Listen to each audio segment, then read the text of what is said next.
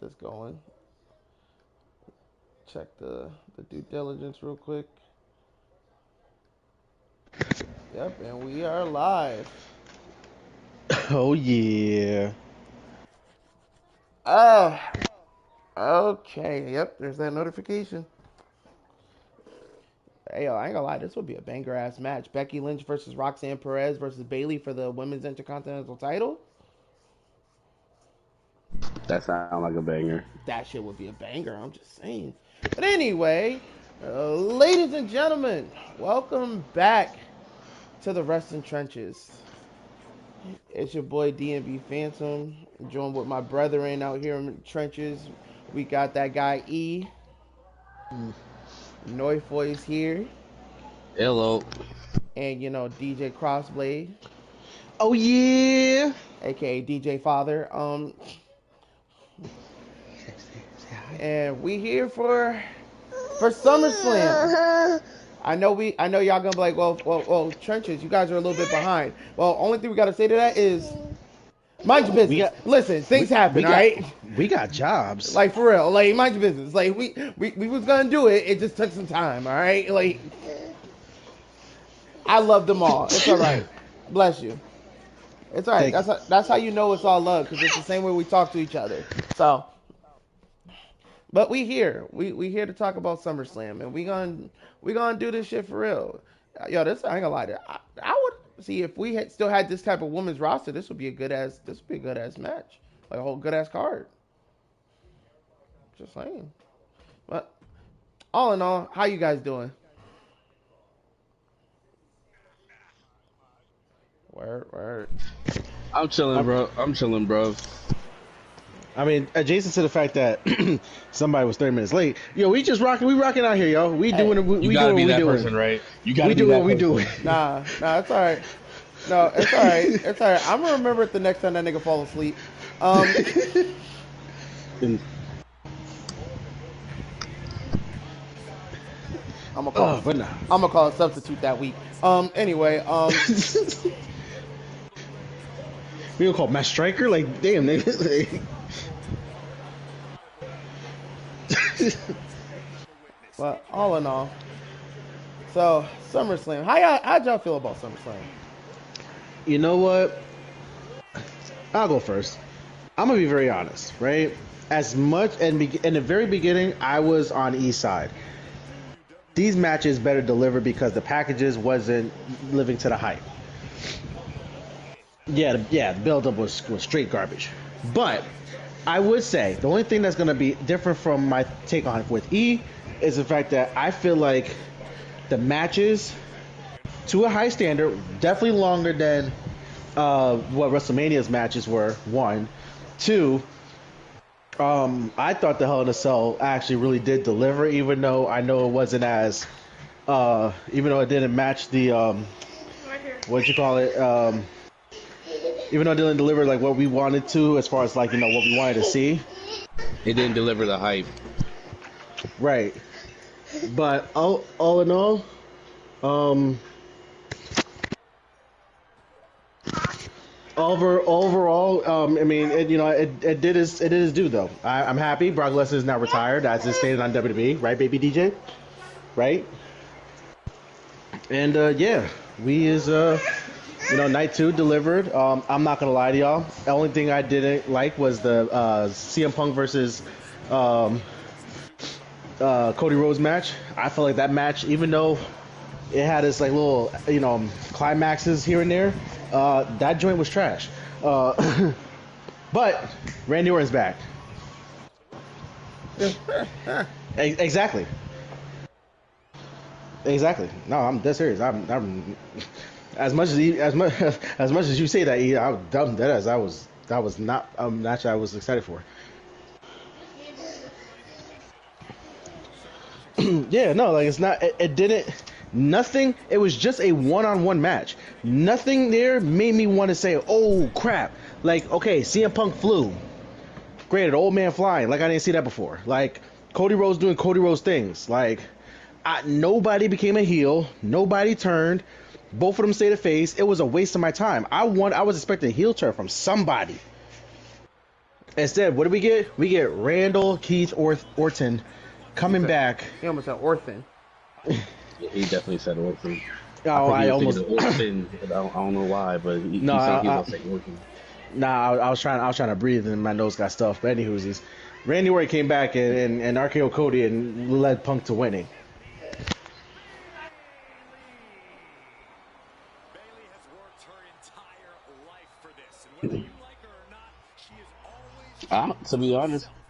To be honest, I'm gonna say it like this, and I'm gonna say it as clear as day. Night one, it could have. There were some things that were good, some things that were bad. Could have did. I give it a good solid C. Yep. Night two was the A plus. I'm starting to see that the matches. I don't know what it is, but the matches that you don't expect to be good, Yes. or like the matches that you really pay attention to, like I said, night two, are the matches that really got good build up. Mm-hmm. Because if I'm being honest, Chad Gable versus Penta, that was some shit. Yo, chef's kiss. That was some shit. hmm Um, honestly, it was enough. I could say this as clear as day. It was enough to. It could have been a main event if possible. The And IC that's just championship me. match. I see that as a championship. I see that as a bigger championship match than I'll be honest, either than Cody versus CM Punk and Roman versus Seth. So not to jump ahead from anybody else, but I Tuesday I was scrolling on Twitter or X as they now call it. One person said that match. So they said that, to basically just a summary, they haven't watched wrestling since like 2011. hmm And this was their, because they now have kids and the kids was watching it. This was their first, like this was his first wrestling pay per view since 2011. Cool. Which tell me about it. I'm like, oh, you missed a whole lot of A garbage. lot. The But Dark Ages. in fact, but he said, quote unquote, not knowing who was who or what was what. He said that match between Penta and Chad reminded him of Kurt versus Ray back in 2002. Mm.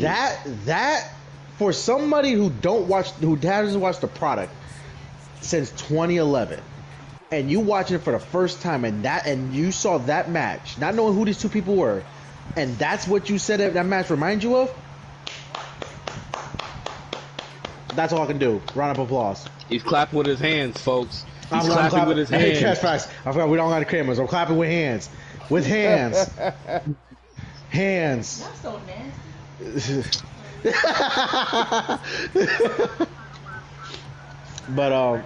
But yeah, that match was classic. It's a classic. That will if you know how like back then, like we all are 90s kids and early WWE fans, and for those who are watching will probably understand the reference that I'm about to make. You know how back then when they made like DVD videos and stuff like that of like best of type things, if they would have remastered the best of the Intercontinental Championship with new matches on for that disc collective, that match should be on there. But any match that shouldn't be on that brand will be anything related to Becky Lynch with the IC Championship for the women. But that's neither here nor there. Moving on. Had better defenses than Liv Morgan. Not true. Wasn't 100 days either. How you feel about Twin?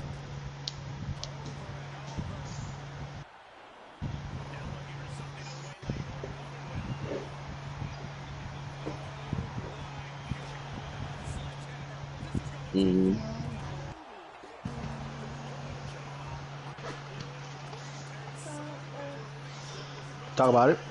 I hear you. I think we're gonna get into it more as we go along. Okay, what's up? Yes.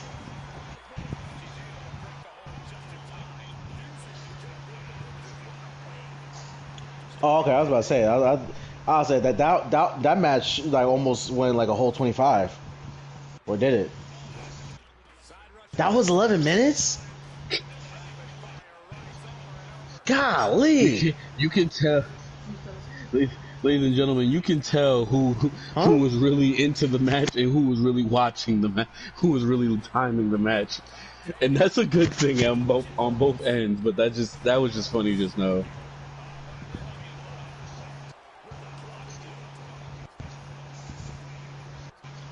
Yeah. Hmm.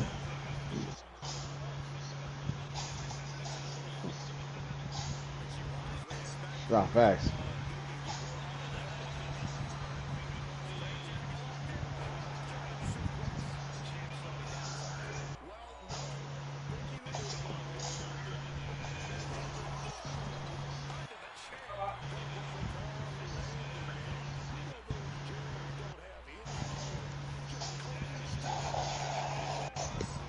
Yeah, like the Barry Corbin. Eh, No one gave a fuck about them. Yeah. yeah. Mm. Whoa.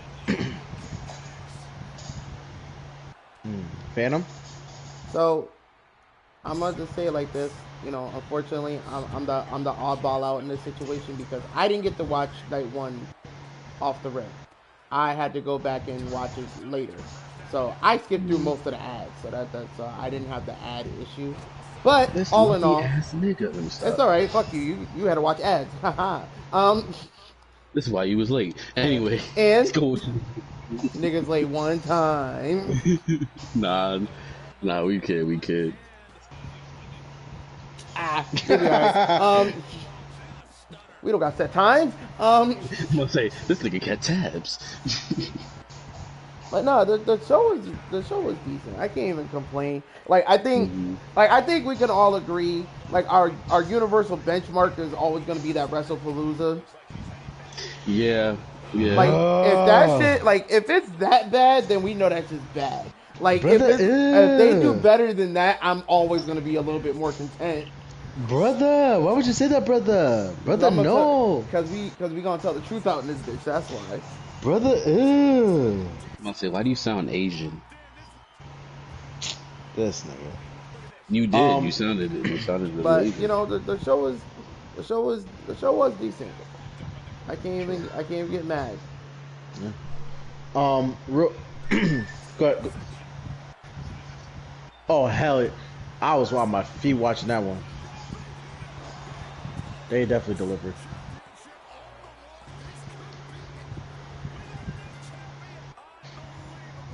Yeah. But real quick before we get started going through the show and everything else, the Wrestle Churches podcast wants to send our condolences out to the Funk family as the legendary Hall of Famer Dory Funk Jr. Recently passed away this past week. Hmm. Um, Hmm. the wrestling world was on shock when when that occurred. I know various promotions outside from WWE highlighted and everything else. I know WWE is gonna probably highlight it on SmackDown tomorrow. They did do it on NXT on Tuesday. But we from the Wrestling Treasures podcast want to send condolences out to the Funk family. We're deeply we're deeply sending our condolences to them during this time. Yes, sir. Um, Hmm. but What a let's legend. a legend indeed. But let's get started. Night one. I think the first match for night one was. Oh yeah, that's right.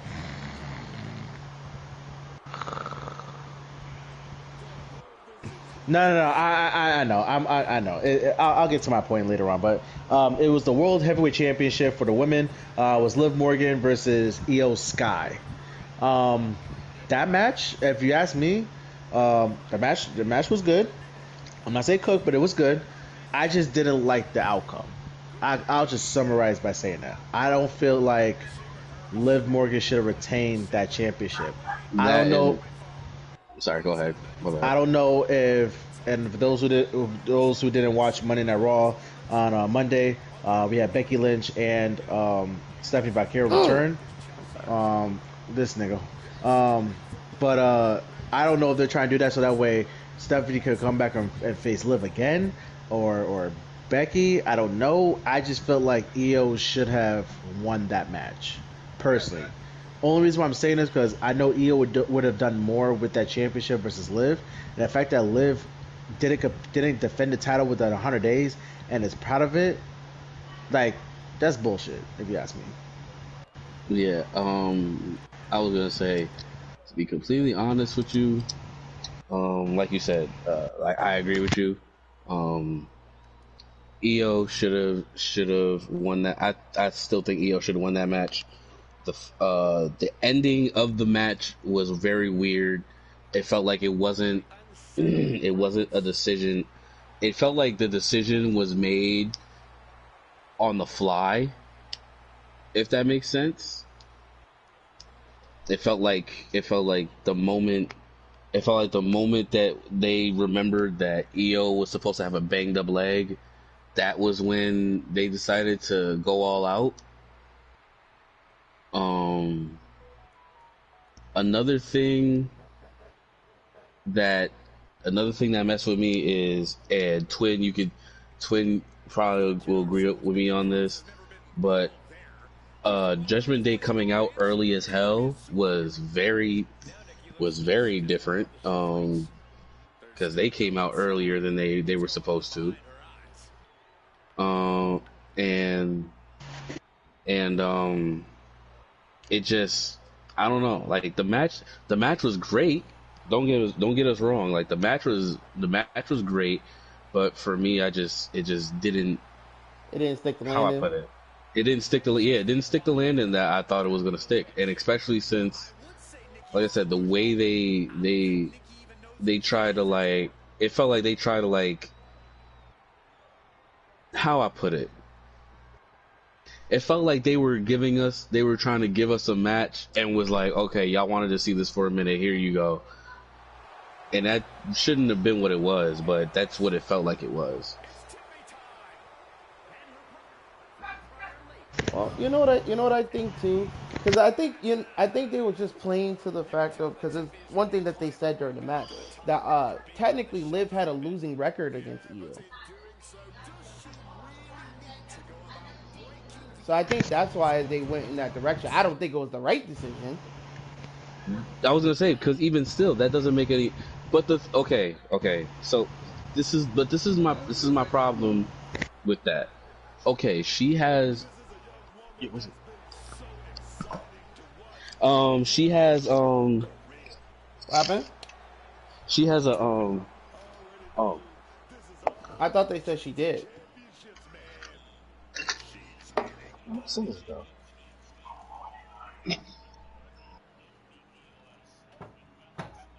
Hmm.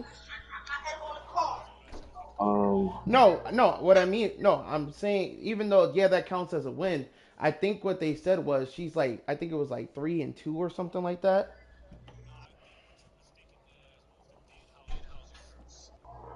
I don't know. mhm. Maybe. No, see, but that was another thing I was going.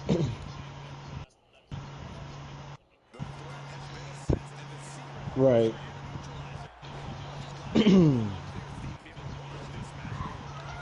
Um, Mhm. Mm. Yep. but that's the thing. Okay, see, but that's the thing that bothers me, right? Because there shouldn't be a break, unless because the only thing that should break the curse is Danhausen. Right. Like that I think they just had a Akira Toriyama and forgot. yeah, like they, and my point was, the other point I was trying to make was, like, even if that's the case, then they should have some type of, if it was a winning streak that Io had against Liv, then they should have at least gave someone a dub. Mm-hmm. It should have been a 1v. It should have been 1-on-1, and then at that point, whoever wins the second one gets the dub. But they didn't. But again, that's WWE wasn't doing that. But now going back to what I was trying to say before, the curse. The curse is on almost half of the Judgment Day. Because remember, JD McDonough is cursed.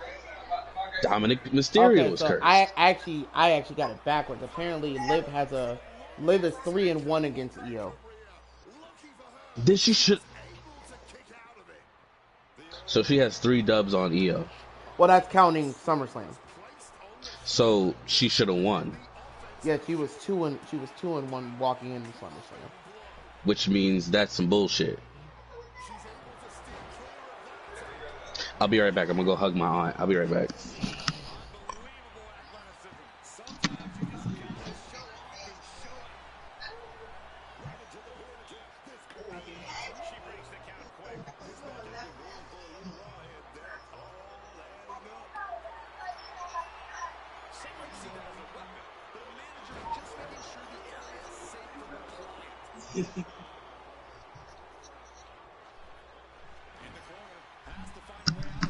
All right, I'm back to display this bullshit. No. Keep talking your shit. Go ahead.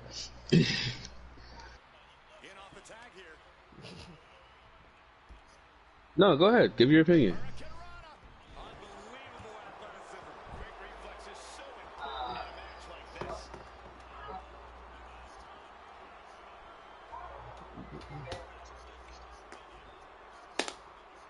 Oh, I closed it.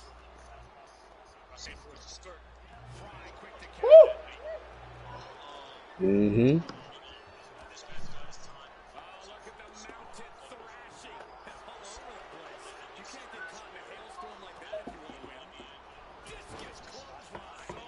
Yeah, Nah, that was fire. that was a fire. But I'm sorry. That was the other thing too. That was such a cool display of EO because EO's timing on that was fire. Yeah. So you would think right as soon as she does that, she does something to counter it, and then it just went from downhill from there. I'm sorry, I just had to say that.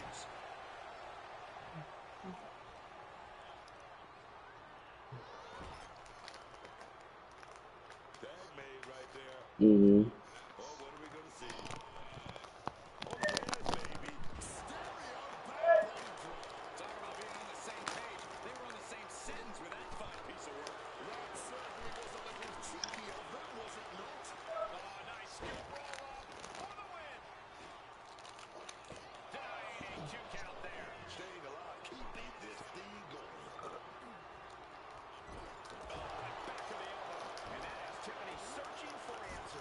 Well, I mean, not to cut you off. I mean, I'm still kind of upset overall, not Mm-hmm. because the match was EO and Liv. I still feel like it should have been either Raquel or Roxanne having the match. Mm-hmm. But it's just because like they need. It's like at what point do we pull that trigger? Yeah, but it's been going on too long to have to wait until Money in the Bank for that. Right. And now, hold on, E. Not only that, but to go back to Dan's point, is like they should have done something on SummerSlam for that to happen. Like that breakup should have happened. Not the fact that it did. Not the fact that it didn't happen. Respectfully to the pay-per-views, not saying that it needs to happen on a major pay-per-view, but now we should be planting seeds to really break up the Judgment Day because Raquel got what she wanted was a singles championship. But Roxanne, hold on. go ahead, Roxanne go doesn't ahead. have a championship, but the amount of times that she had issues with Liv and the comments that she's been making, plus with Raquel, how I would predict it would be like she just keeps yapping to where she yapped too much, to where she says something she can't go back and apologize for, and then that's what starts playing the seeds for what will be the overall breakup. Now, do I feel like it should happen more at Survivor Series than it should do Money in the Bank. Me personally, yes, I feel like it should happen Survivor Series. Like in a War Games match, if it has to come down to it, doesn't have to, but if it comes down to it, fine. But it's like it doesn't have to be Survivor Series, but it's the next biggest pay per view outside from WrestleMania and SummerSlam. You know what I'm saying? But like I said, it doesn't have to. We don't have to wait until Survivor Series. It could be Money in the Bank if anything else. Somebody could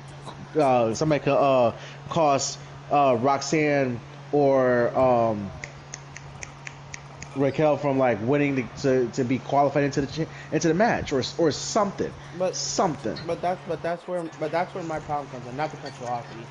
Like, but that's where my problem comes in. They've already planted the seeds, and they did nothing with it. That's the problem. Because this has been going on since freaking the Royal Rumble. Yeah, yeah.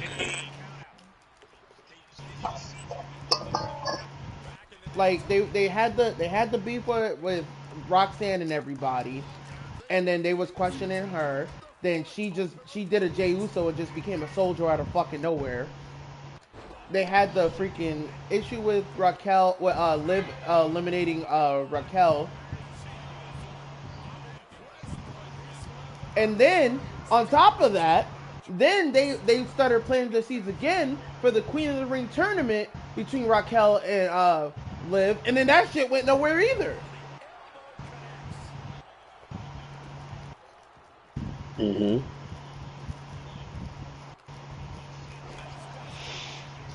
Yeah.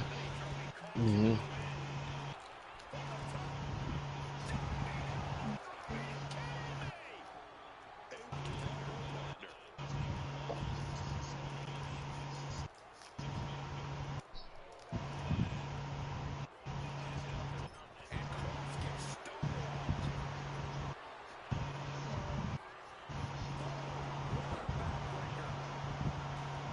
Mhm.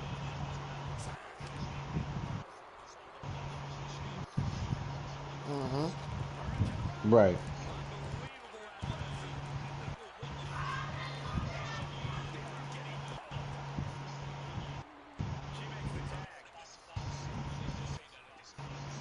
Hmm.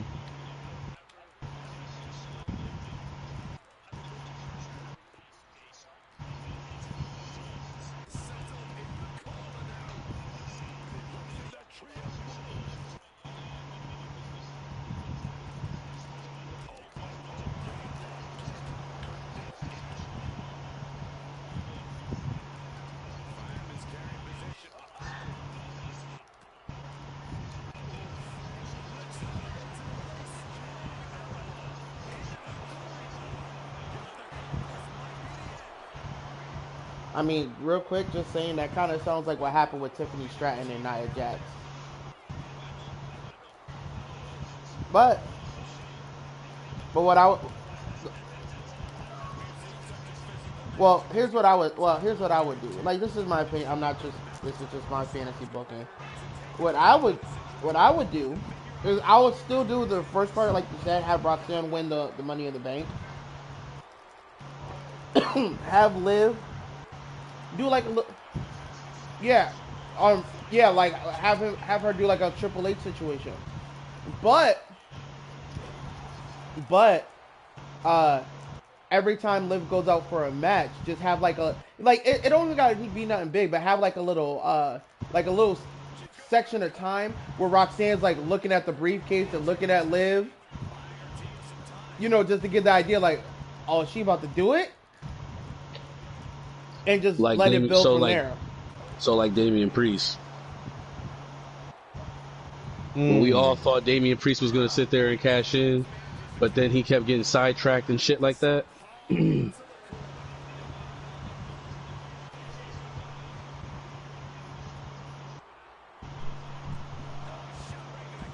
Now that bitch actually ran out there. She was like, huh? Nah, not today.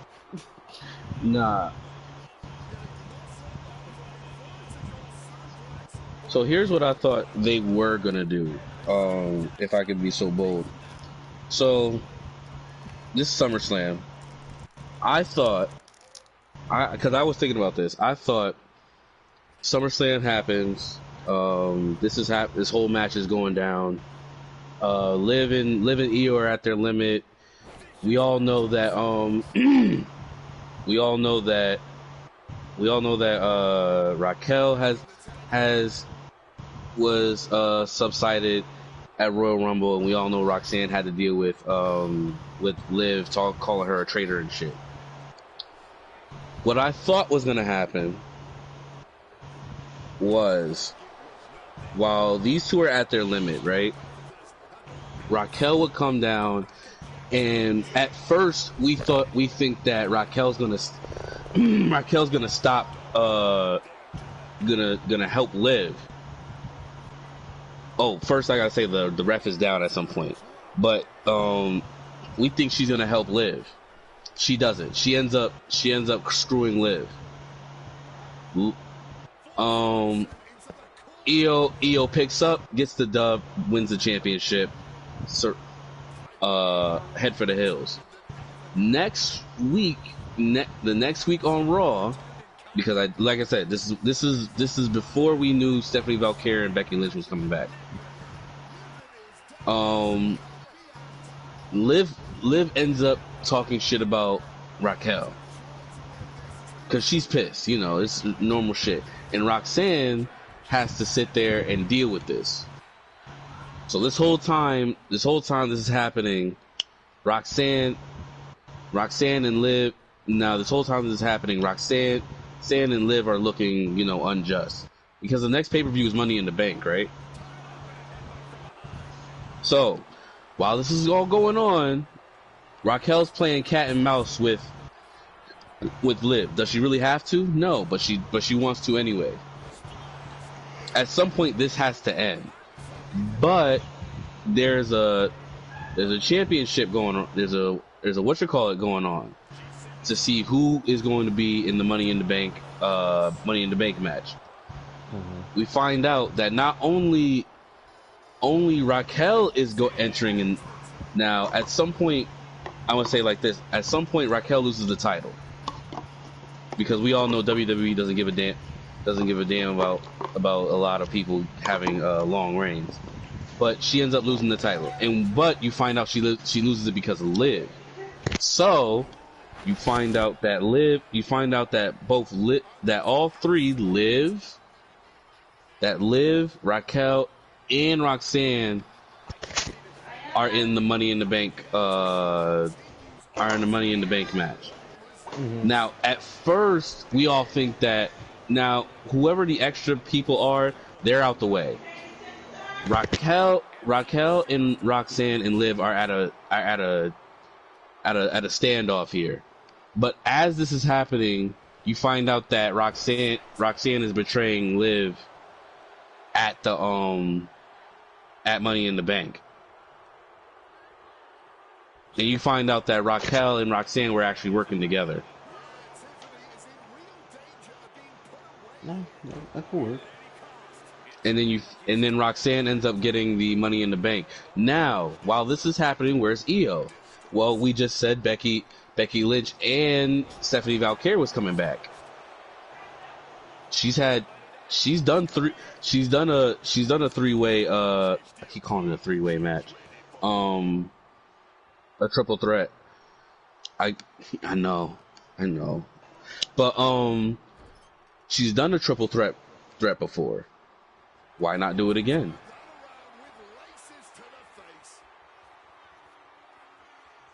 Like I said, and then while this is happening, Liv is imploded. Liv is imploded because her two family members have betrayed her. She's basically with Lord Farquaad and Mustache Mysterio. So they're just by themselves. And they're just by themselves because, that's just them. While this whole thing is happening, like I said, now Liv is trying to get her get back on Raquel and Liv and Roxanne, but she just realized she needs help.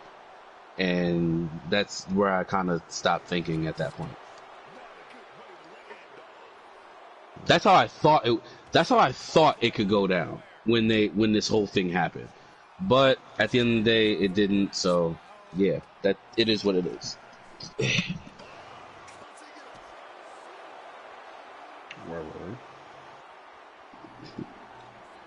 I could tell stories, nigga. My bad. No, definitely. Anybody else have anything to add on to it?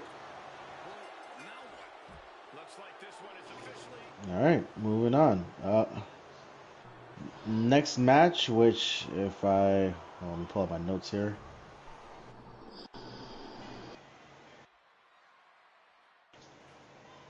That's what. No, that's right. That's what I'm doing right now. Okay, so next match is a 6-man tag between LA Knight, Solo Sequoia, Royce Keys versus the Bloodline of Jacob Fatu, Jimmy, and Jey Uso. Okay, first off, can we? I want to start by saying this, right? Protect Solo at all costs. All right. Yes. Protect Solo Yes. at all costs. For those who've been living under a rock on our podcast, which I don't know why, you should be watching our podcast. Tell a friend to follow. When Jimmy and Jay on Raw one day said, "This is your warning shot," Solo literally started off by saying, "Pow." He was like, "Pow, pow, pew, pew, pew, pow," which led off the most craziest thing ever. That this man literally took off with it, to where it's like, I think it was one of like Megan Thee Stallion's songs or whatever, like came up, and then they were doing like Solo's thing as part of like the gimmick. It was like, "Hold up, wait a minute, it's a chopper," and then it just turns to Solo talking about something. Pew pew pew, pow pow. Like that shit was funny.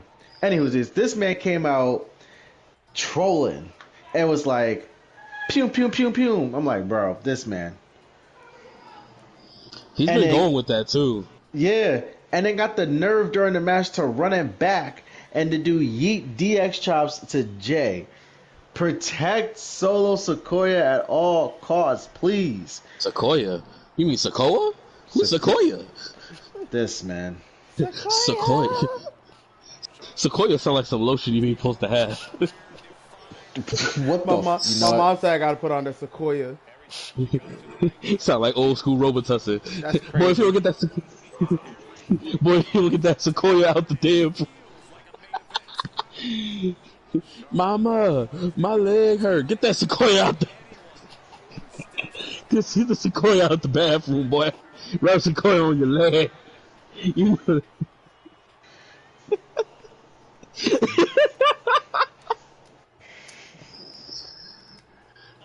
Ooh. Oh my God, my baby, what happened? I broke my leg, mama. Oh no. Let me see if I got the Sequoia. God, shit, don't hurt, mama. Anyways, protect Solo at all costs. All right. Fuck, you know it was funny. I know. I don't do it. Yeah, that's what. Nah, let me stop. But yeah, I I agree. mean, that match was needed for them to win. And you know what? Who knows? That could have probably threw some seeds into the whole thing with the bloodline turning as Roman somewhere down the line. Maybe, maybe not. Roman asking him to get his coffee. Facts. He was like, oh. He's like, oh, he should be getting my coffee right now. He should be running my errands. I said, nigga, you turning heel? What the fuck we doing here? He should be running. Why is he not at my hip? Why is he not at my hip right now? Cause he be in the same spot where this nigga, what's the nigga to be getting his title?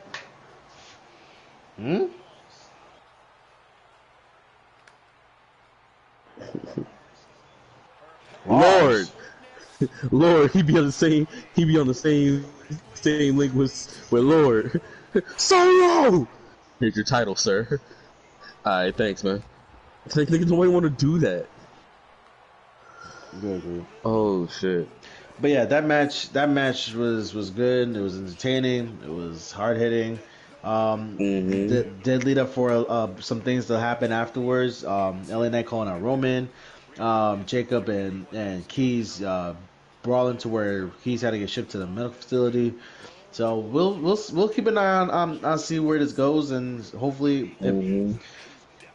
hopefully something builds up from there. Anybody got anything to add to that?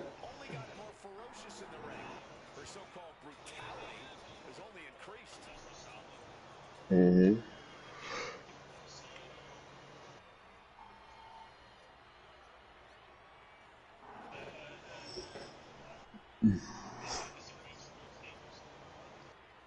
Mm-hmm. Yeah. Definitely.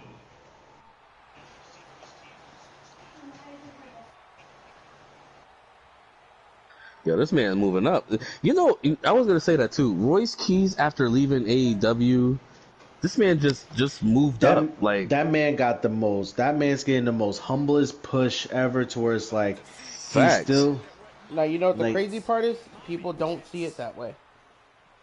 Really, They feel like he's not that they're not using him to his full potential. this nigga just had a wonderful street fight. What do you mean? They don't. Some people don't feel that way. because they're so used to seeing him heal and seeing him like do whatever in AEW, but there was no really structure though. Well, They used to well, see.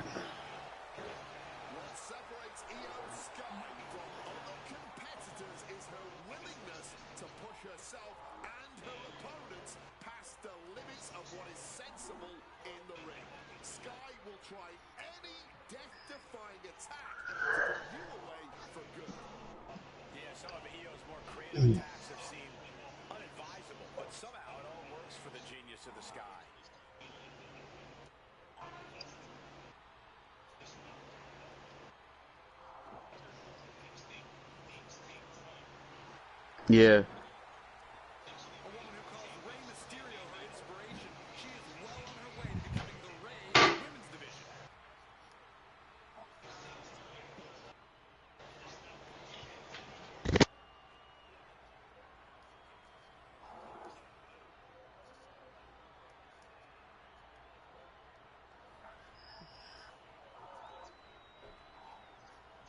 Hmm. oh, for real. In fact, well, Like, honest. I was gonna say because honestly, for me, this match was gold. I liked every bit of it. I think all four. I think I said all four. I mean All all for one.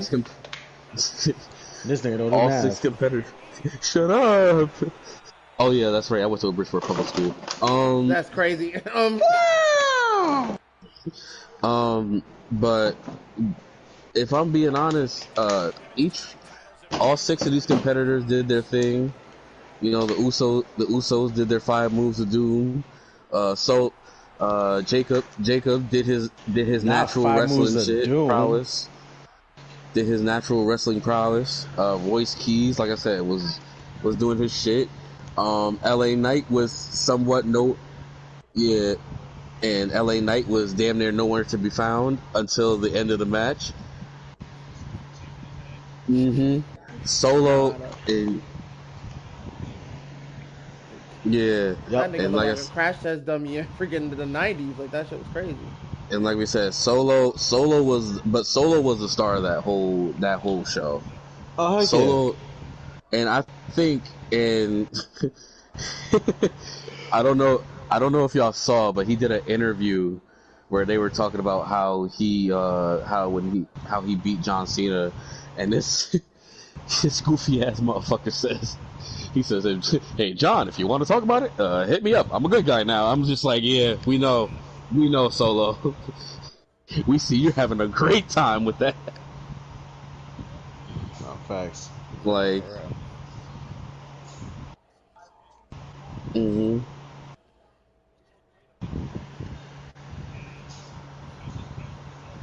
right.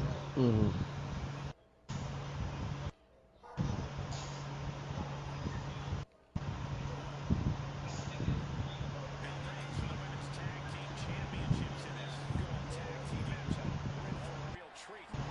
No.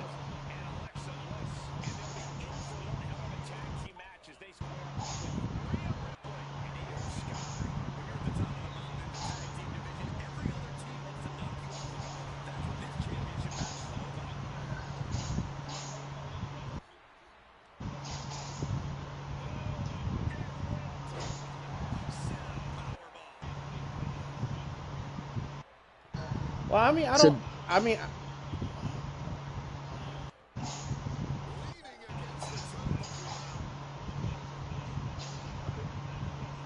well, I mean, mm, I wouldn't say that him being a leader is a problem. It's just that they didn't do anything with the group to make it legitimate. hmm That's really all it is. Like I feel like he could have been a great leader, but I feel like they were trying one too hard to make him into another Roman. my thing is, no, the thing is, they were supposed to. Here was the problem with the MFTs, and I could say this from a raw point of view. They they were, for one, they were following him for to be these ruthless warriors, to be these ruthless men in the ring, and it didn't go out that way. Like they were all dressed to impress, when in reality these niggas were dogs, like real like Rottweilers on a off the leash. That's what they were supposed to be.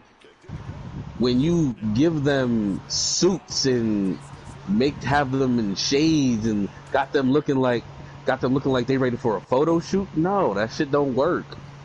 Well, that's not true. If that's the group's like whole thing, because think about evolution. Like Here's the okay. you can make it work, but it's all in how you portray it. And I agree with what you're saying. Like if your whole thing is to make them out to be these badasses that's gonna do whatever they want to do and hurt people and do this, that's not the look you want to go with. Like you gotta, like I'm not saying you gotta make them look unhinged or anything like that, but you gotta make them look the part. So here's the thing, because I figured someone was going to talk about evolution. The thing about evolution was, It's a and I mystery. say this, I'm gonna kill him. I swear to God. Nah. The thing about evolution was, and I say this with all due respect, look at who they had in that roster. And I'm not Mhm. talking about Triple H. I'm not talking about Randy. I'm not talking about Batista. I'm talking about Ric Flair entirely.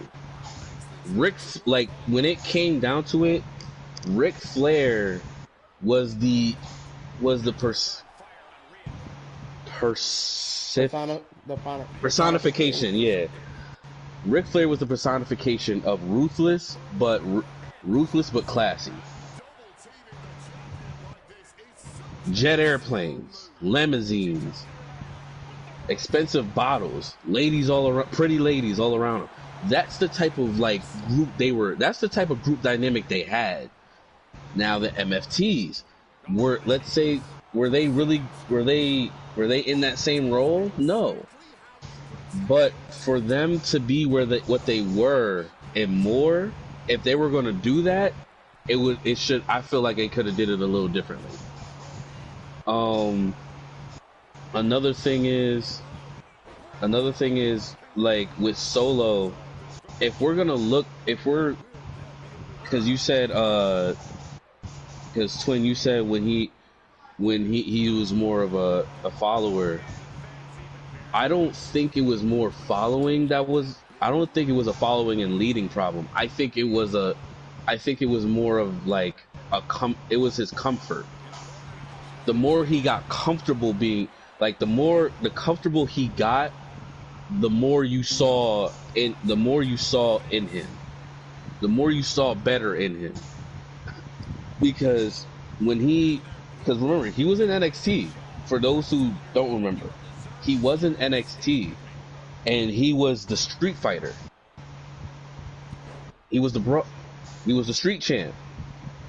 So the whole gimmick was, I could whoop your ass, I could whoop your ass, and I could do all this shit, but you ain't like, it's whatever. Like, at the end of the day, I can do what needs to be done, but at the end of the day, it's for the streets. Like, you can't tell me anything different. Now we see him a little in a different light, because like we said, with him now, he's the man with the plan. Like, he knows what he's doing.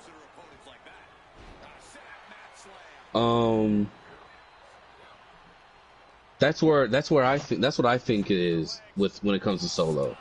But like OC said, protect this man at all costs, because this is a prime time gem.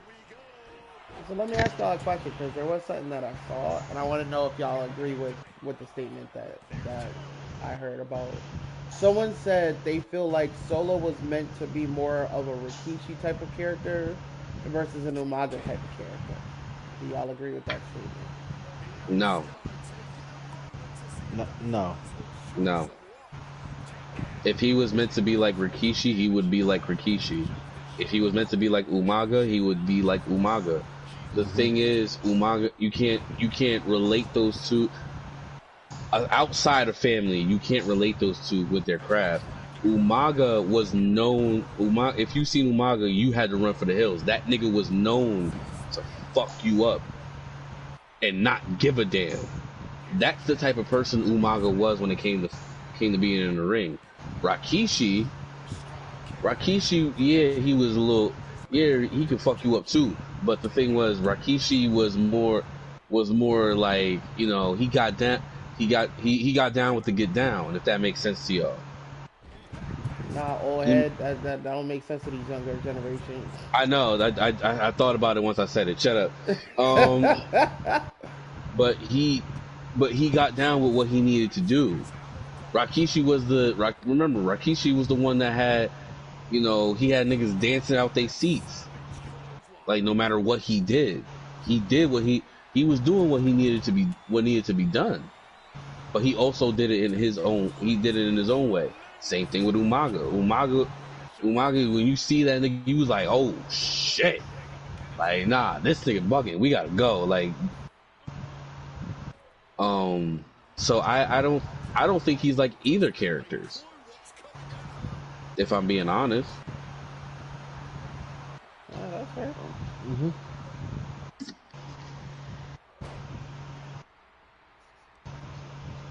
Yeah.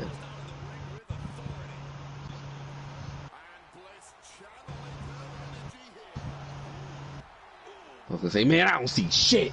Stop. Why would you just say? But we didn't get your thoughts on the match. Phantom, what do you think? I pretty much already said all the same thing I was thinking either way. Like, the match really was good. Like, you know, it's like I said before. If they are going to set up for War Games, that's fine. I just don't want them to dwell on this too long. That's my only thing. Because, one, like we already know, we already had 4 years of the Bloodline. And I'm all for, you know, them doing what they want to do.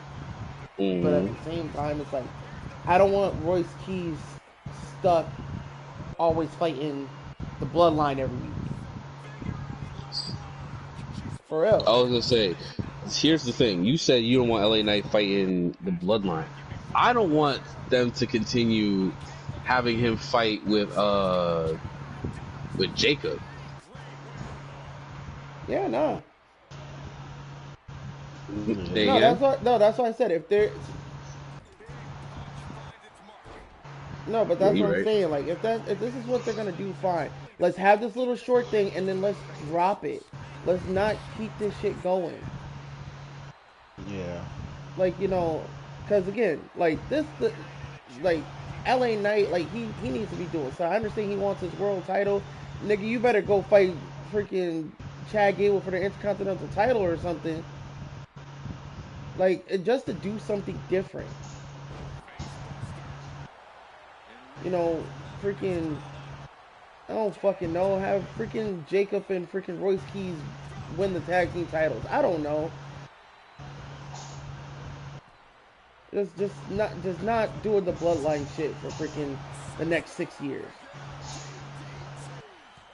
Here's my thing about, and everybody knows how I feel about. But if you don't know how I feel about Bloodline, then buckle up. I do not care for these niggas like that. I do not care for how they are perceived. I do not care how they're shown. My one in my one thing is if you're gonna do this, if you're gonna keep this group as it is, do not have them in this big ass role where they're the bloodline and everyone should bow down and and respect them and all this other shit. I'd rather you just have the bloodline. I'd rather you just have the bloodline. I'd rather you have the mid card. I'd rather them be mid card where like they can get where one of them can probably put a story up or one of them or neither of them have a story right now. We have people to fill the roles. We have people to fill the roles. Start filling them. Triple H. Nah, for real. Yeah. But I digress. Anything else? We'll move on. Nah, I think we can move on. Also, Obama. Let me stop. And the next match was Nick Aldis versus Gunther.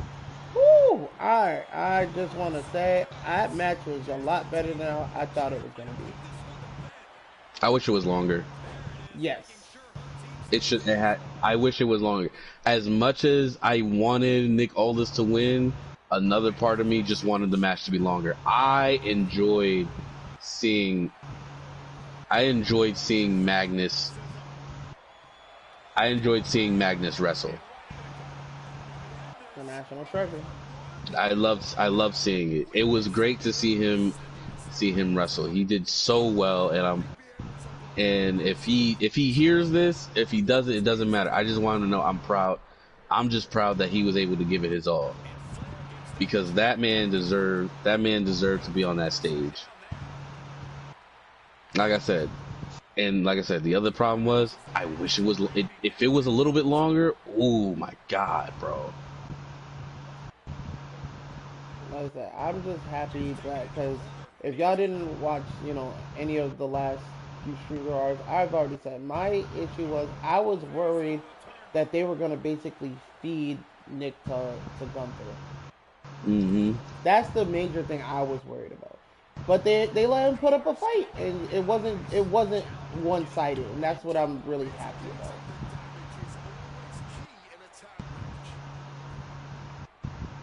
Like, yeah, it sucks that he lost. I still feel like he should have won.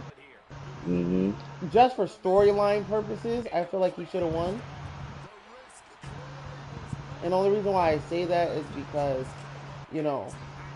if he would have won, that could have been like a badge he could have used as a GM. Mm-hmm. Because then he could have. I'm tired of this shit. Remember when I whipped your ass?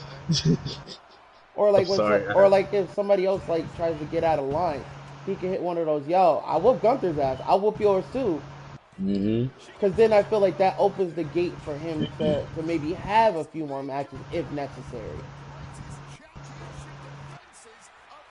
That's understandable. I don't know what y'all think. Like I said, you got my opinion. I just love the match for what it was. Like I said, he did so well. Because the other thing was he was very. You could tell that he was very nervous about the match as well. I don't know if you guys saw it how I seen it, but you could tell he was very nervous because there were certain points where you could tell he got lost in the moment. Yep. And it kind of just fed off the energy, but for what he did well. He did really well. E, your thoughts? I mean, watching Alexis Texas.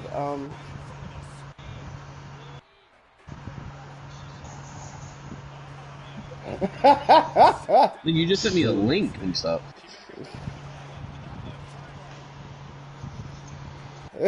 I bet.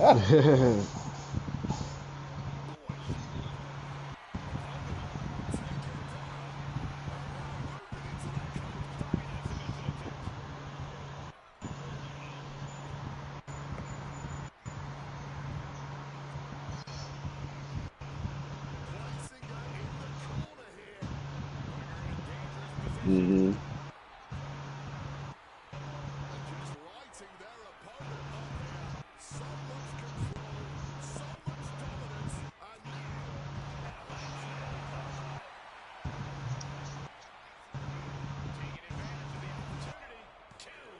Jey Uso.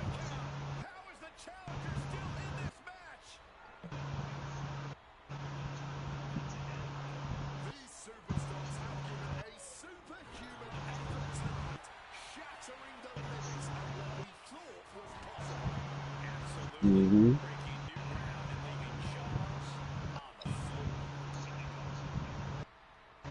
OC. Um, definitely. Okay. Definitely took me from surprise a little bit as far as the outcome of the match. I would thought that Nick would have won, but I guess they gave it to Gunther just to fill up his massive ego. Um, Well, I mean, he lost the last few matches he's been in, so that don't mean nothing. Lose some Stay more, nigga. losing, nigga. Fact. Thank you, Northboy. Stay Um, losing. Tired of this. I ain't gonna lie. Y'all, I ain't gonna lie. I know you trying. I'm tired of this nigga winning sometimes. This nigga been winning off some bullshit. Fuck this but loose skin chicken. I'm tired of this Loose nigga, Skin bro. Chicken is wow. wild. Tired of this nigga, All bro. right. But yeah, I mean, I thought the match itself could have went long. Obviously, I felt like Nick should have won, but things happen in the world of WWE. Things look better in a different angle. They went with what they went with. Mm-hmm. I will say this: on a musical standpoint, the fact that this man got Oasis to play as his theme song is insane. And for those who don't know the band or the band name, or for those who don't know the song, please look it up on your spare time. That song is a hit in its own rights. Yes, sir. All right, moving forward, we have. All right, so we're gonna fast forward to CM Punk versus Cody Rhodes. Don't worry about it. Garbage. 7 minutes. It's 7 minutes and 30 seconds worth of garbage. Anyways, CM CM Punk defeated Cody Rhodes at SummerSlam. I'm gonna be very honest, and I will just say it down like this: I fell asleep at that match. I'm not gonna lie. That match, I was fuck you. gonna, you know what the sad part was? When he started going, he was like, "I'll be completely honest with you." I'm like, I was like, before you even be honest, didn't you fall asleep?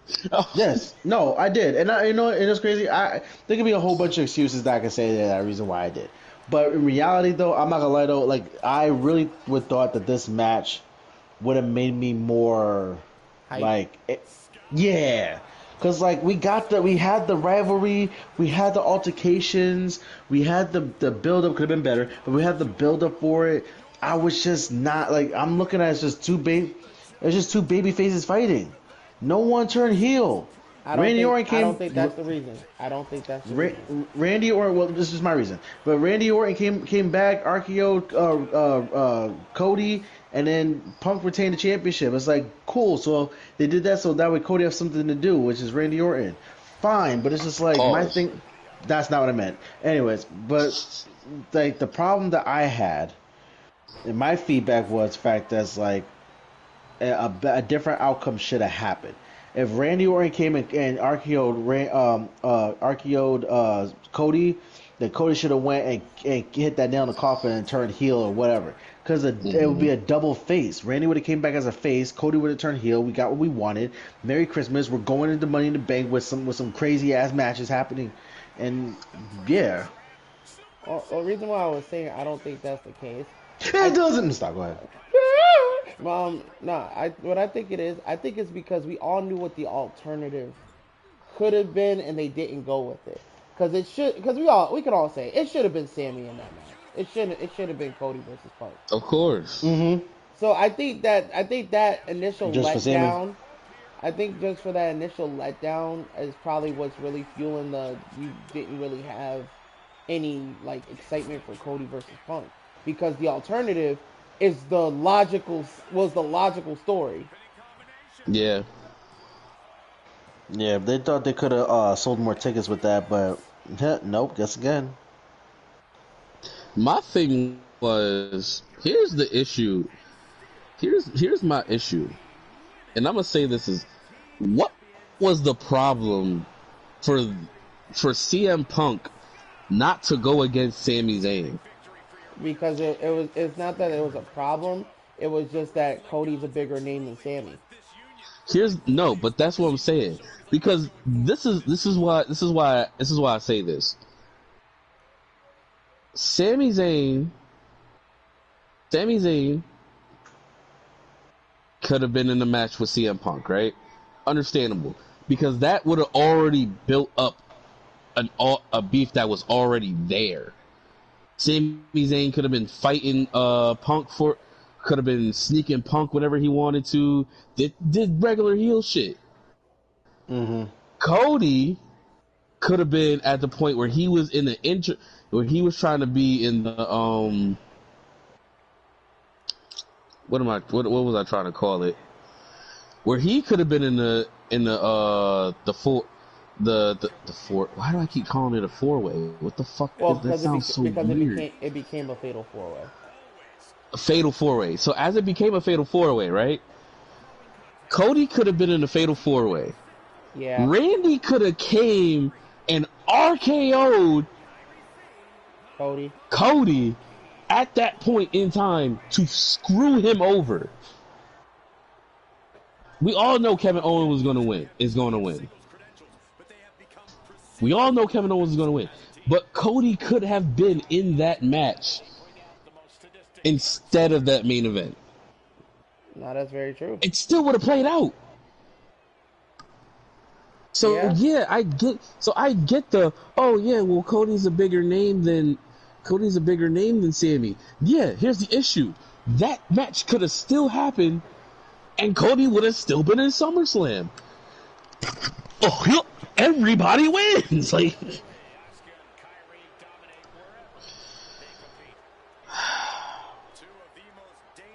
anyways, well,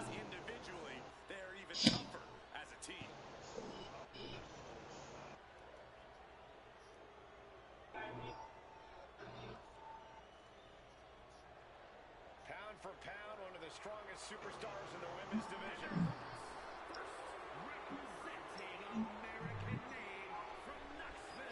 mm-hmm.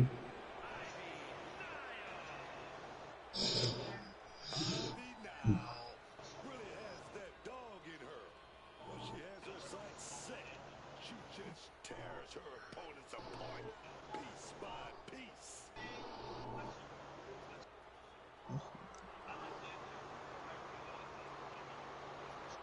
Ivy Nile doesn't lift weights. Ivy Nile lifts the whole. I know. Nile never stops training, never stops working. She's always improving on herself.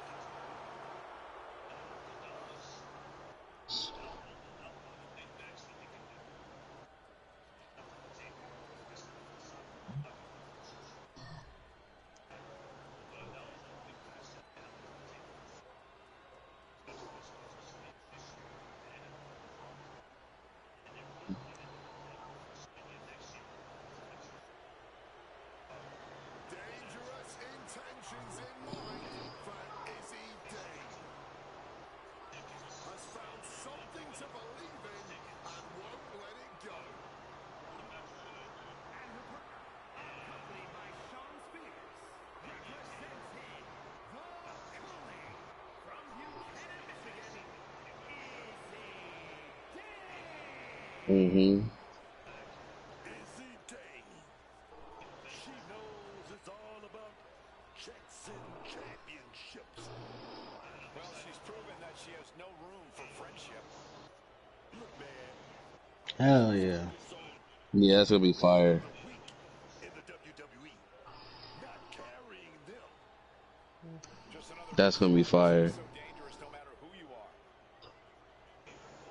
Nah, like I said, the thing with the Cody and Punk thing, it's the same thing like I always say because I know I'm the biggest I guess complainer when it comes to this situation. It's just they're not gonna pull the trigger on Cody turning heel because they don't have anybody to be a baby face. Because then, yeah, but I mean, it all depends on who you're talking about. Like, Mm-hmm.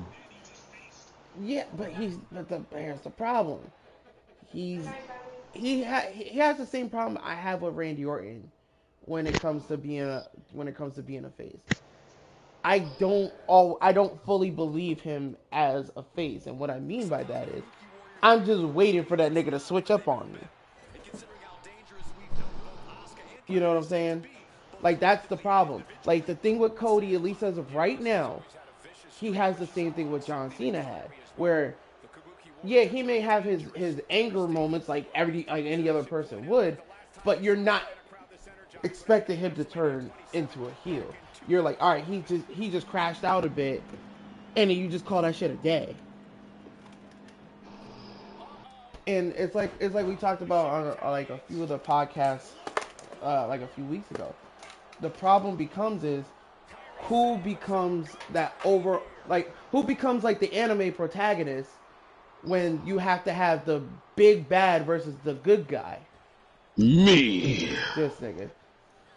Well, okay. Like that's the problem. Who becomes the new protagonist in this situation? I don't like how Because sad. you can I don't say like how y'all got it. this nigga, like you can say Punk, Mm-hmm. but again, every time I see Punk, it's like, all right, I know you a good guy right now, but for how long? Mm-hmm. It's the same thing with Seth Rollins. Whenever I see Seth Rollins, it's like, okay, you're a good guy. For how long?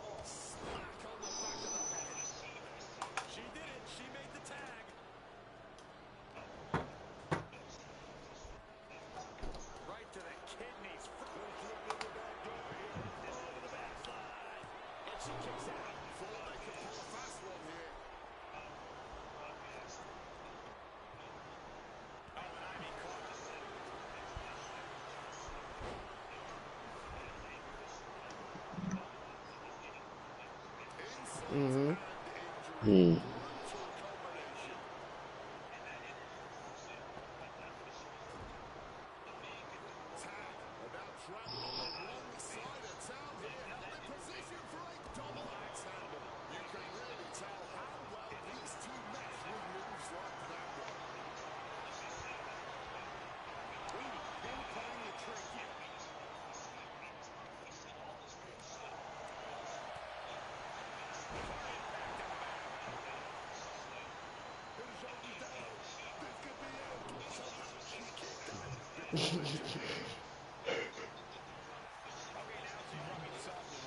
Nah, sure.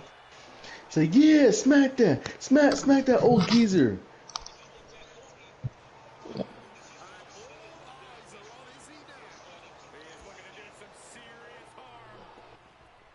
No, I get that. No, I get that, but that's what I'm saying. But the thing is like it's maybe it's just for me, and I'm thinking about it from like a storytelling perspective. Maybe that's just how it's going for me. But because it's like your good guy has to be a like for a lack of a better term, a good guy. Like you can't have that doubt that he's gonna turn on you at any moment, because then you're still gonna be in the same position of who becomes the good guy.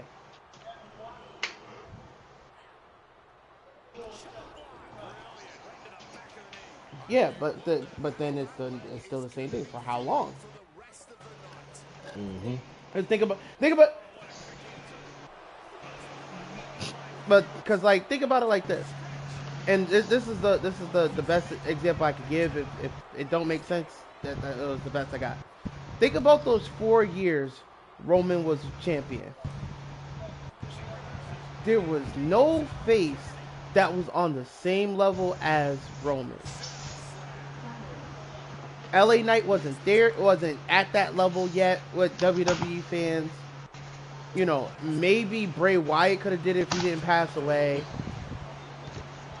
You know, there was no protagonist in that situation because Randy was there, AJ was there, but AJ was going back and forth between heel and face. You know, John was there, but he was part time,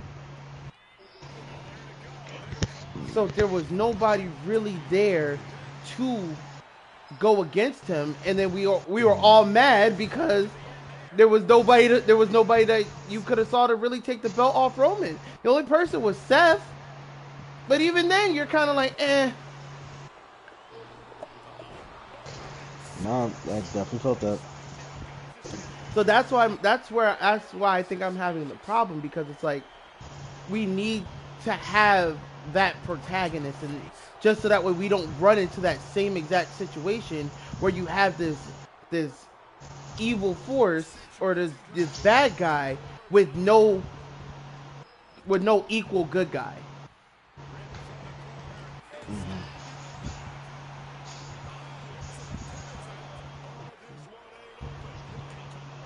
No, I agree. But I mean, could you say he's there just as of right now?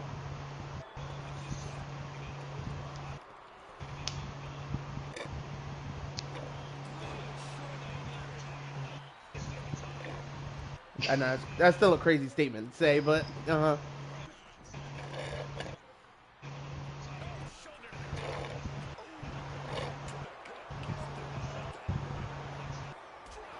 probably.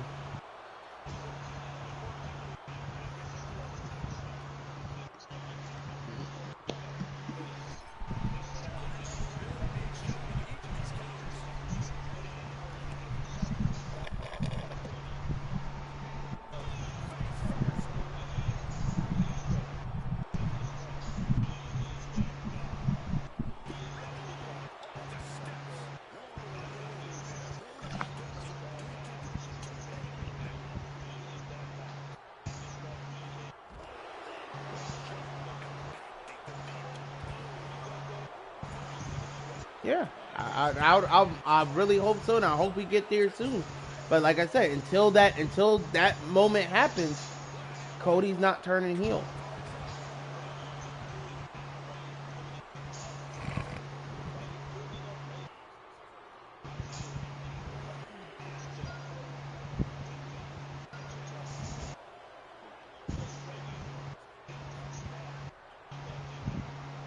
I mean, hey, I mean,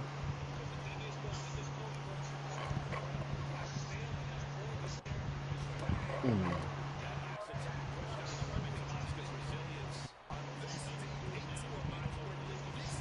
just like the implosion of the Judgment Day. So, Oh Lord.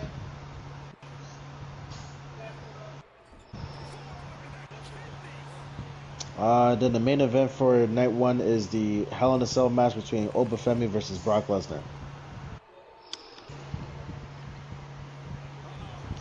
the fact that you, like you just said, the fact that we have to say Oba Femi retired this nigga twice is crazy. No, like, facts, like that is some crazy work. Like, facts. Um,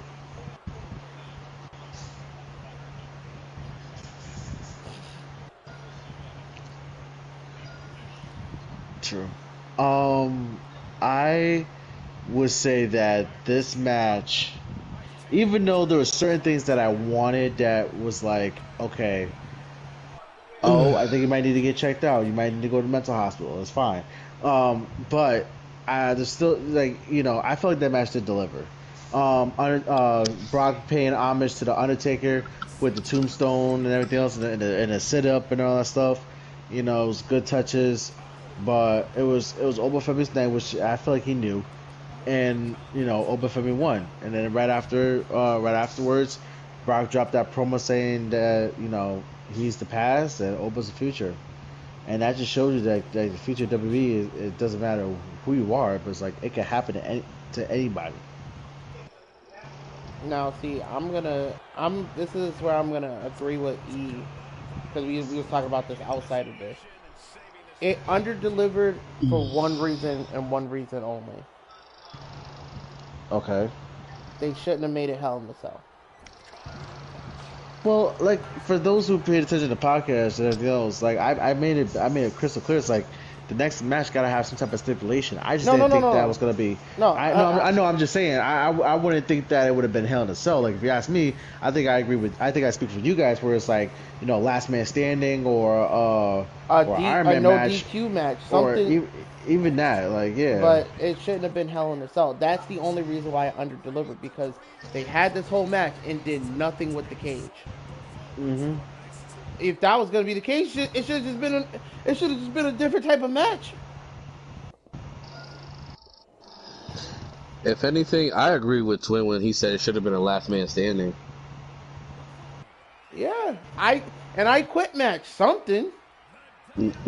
Last man, nah. The only reason I say last man standing, Twin might have a different opinion than me. I know, but the reason why last man standing would have been a little better is because of the fact of it would have made more sense for Brock Lesnar to go all out on Oba.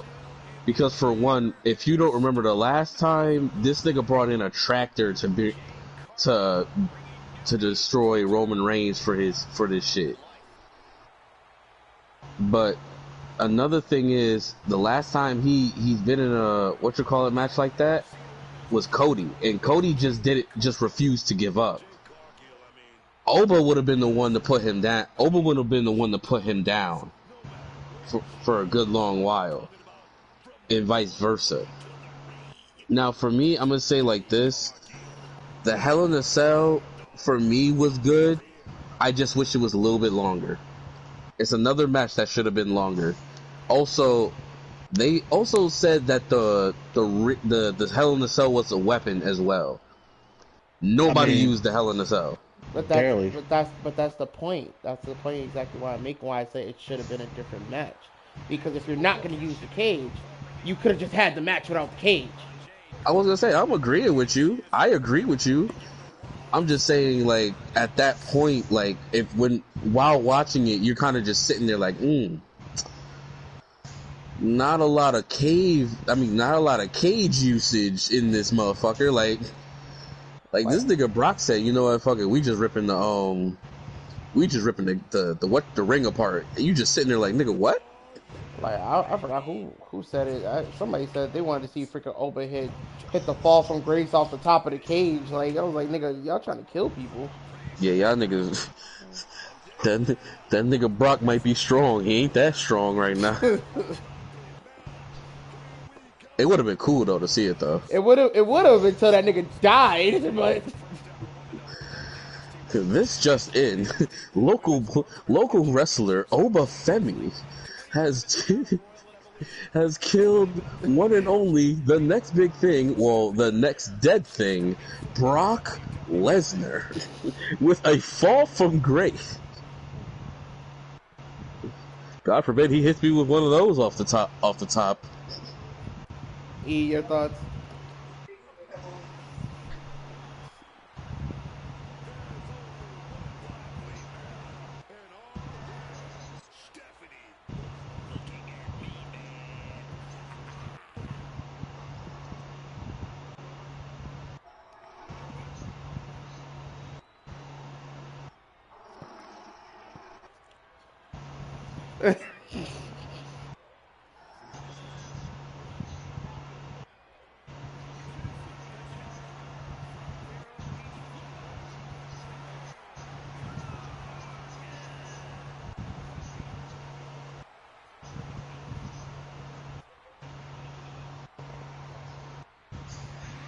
Hmm.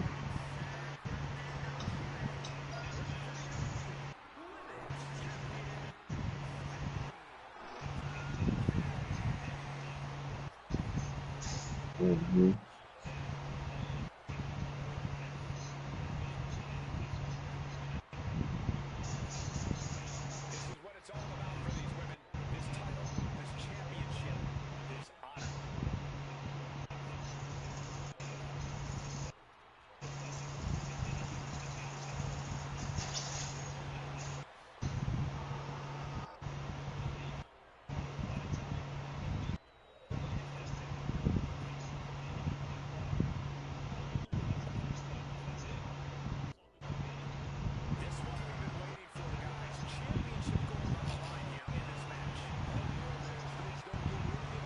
Mm-hmm.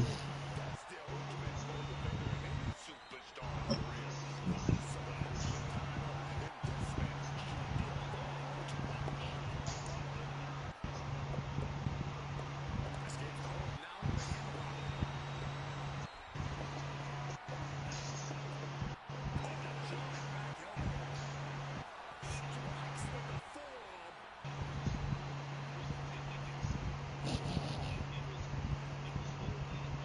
Look alongside Cargill. She's taking things to ringside.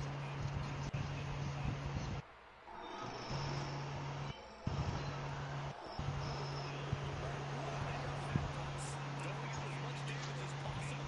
Looking to silence the challenger once and for all. Mm-hmm. Hey, can never always win. Nah. Red scissor applied. And look at this. Over and over. Devil's But I kiss. mean, then again, I remember I was reading. I don't remember. I think it said Brock was saying he was like, "Listen, I don't." He didn't have anything left in the tank. I don't think he felt he could go like that. So he just, I don't know, Scrambling. Forced it right under because thumb. the only reason why is because of the fact of him being Trying undefeated to in make Hell in she the Cell can matches. to get back in this.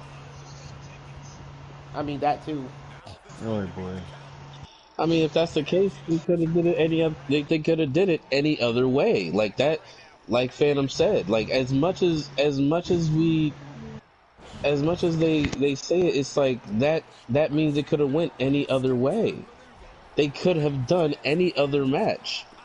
So much might and force behind that maneuver. An absolutely impressive show of power. From where I'm sitting, the path to victory for Jade Cargill is pretty straightforward. Put that incredible power to work and just bulldoze the competition. But like I But said, this is a fight, Corey, where your the only opponent re- can stand up to a fully outmatched yeah, competitor. and like I Yeah. said, and for storyline purposes, because they said Brock is undefeated in Hell in a Cell matches. She's coming to, and she's not going to like what comes next. No, I'm just saying that's just an extra layer on top of it if you want to look for story. Forearms connect the title. And she's not done yet. I mean, it has to be frustrating not getting a deep count at this point. But you've No, got to for real. love that guy. Cargill about to be in a dire situation here. Putting the pressure on Hmm. now. Look at this. Good thing she got out of that. That would have been nasty.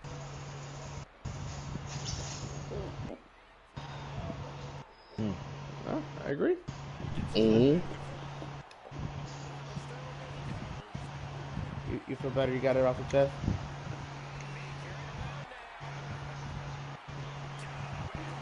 All right.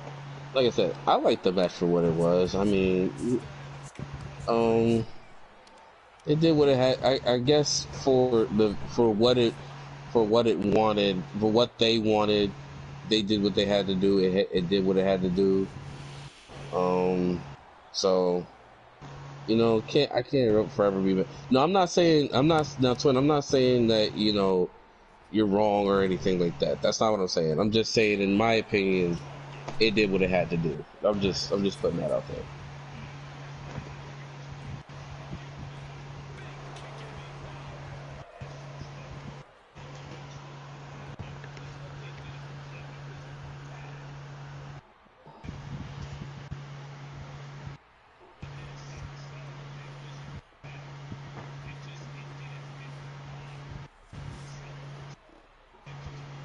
Huge slam. And just like that, a bleeding suicide disaster Mm-hmm. turned it into an uppercut. Hmm. Oh, man.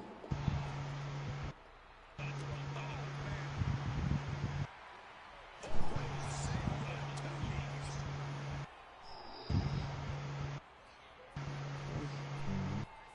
Well, anyway, so that was night one, everybody.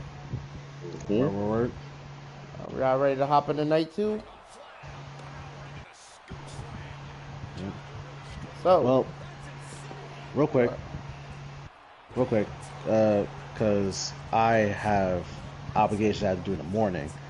I'm going to forward my I don't know what you guys call this shit moderator to somebody else because I will have to bow out. But I will be live on later on tomorrow, and I'll give my feedback about night two. Mm. So yeah, but yeah, I but Dun, yep. dun, dun, dun, dun, dun, dun, dun, dun, dun, Dun, dun, dun, dun, dun. But dun. yeah, enjoy the rest of the podcast, guys. I'll see you guys tomorrow on Friday Night's Trenches. Ladies and gentlemen, that was OC of the Wrestling Trenches, now leaving. DJ Father.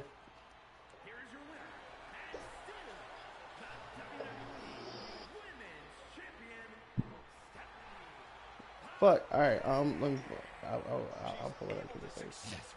Well, we already know the first part is, so we also got to talk real quick. We did have that little break where Nick Aldis was trying to resign from his position. How did y'all feel about that? Yeah.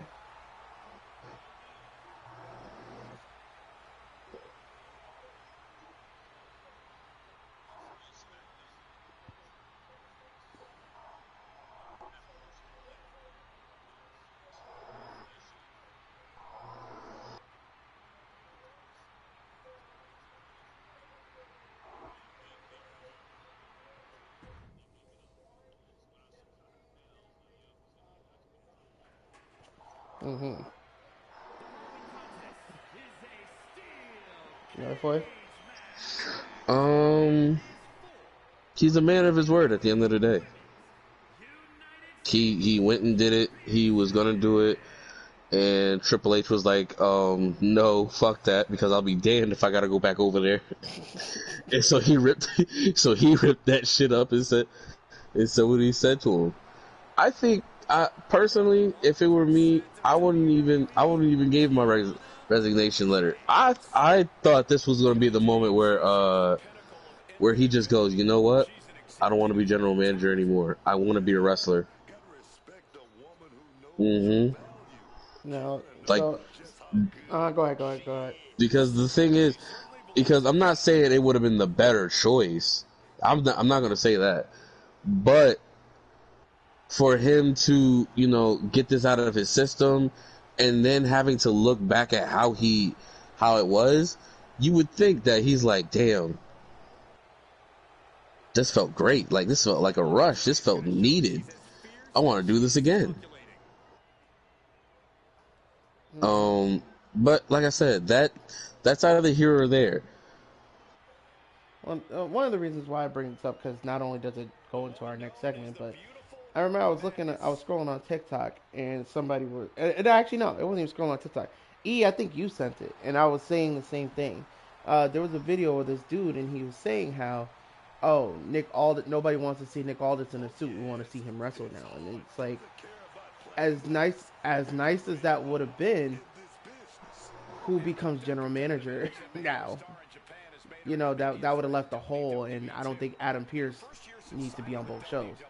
I could do it. So I don't think Adam Pearce needs to be on both shows. I'm just kidding. Why'd y'all get so quiet? That's crazy. What did I what did I do? I mean, then again, What did I do? Hornswoggle was the general manager for a little while. So if he could do it, I'm pretty sure Norfolk could do it. That's crazy. Relate me to Hornswoggle. Actually, no, I'll take that. I'll take that. But because that's just I feel like that's just a big hole to leave. Because not anybody could just be general manager, and I know we was talking about it because I said if they would have went with anybody else, the only other person I think they should put as general manager should have been Paul Heyman. Ooh. That would be crazy, though. That would be dope, though. Well, but another reason why I was saying that is because with Brock retiring, as of right now, until stated otherwise, Paul Heyman has nothing to do. Mm. Probably. Catcher and catering. Um, watching the Infinity Castle.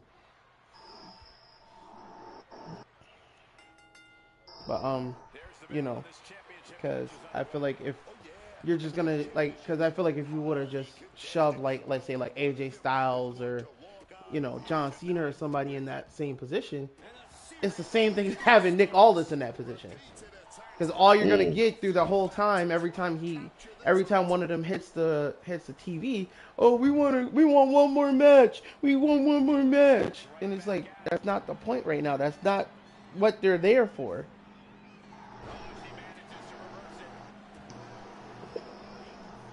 So to stay away from that, have somebody who's not a wrestler be the GM. Just not Jonathan Coachman.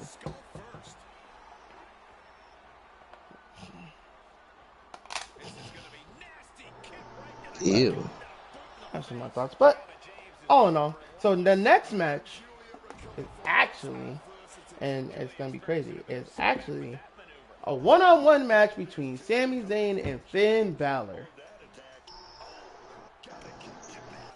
And to that, I say, psych nigga, you thought. It's a fatal four-way with freaking Kevin Owens, Sami Zayn, Finn Balor, and for some fucking reason, Gunther. Because remember, he was bitching and Nope, moaning. nope, I don't want to hear that shit. And the reason why What? I don't want to hear that shit is because of the fact that nigga did not deserve that, even if he beat Nick Aldis. That was the whole. That's the whole point of him, though. The That was the whole nigga. point of. Mm-hmm. That's the whole point of it, though. The thing is, none of it was the. When it came down to him and Cody, that was him and Cody.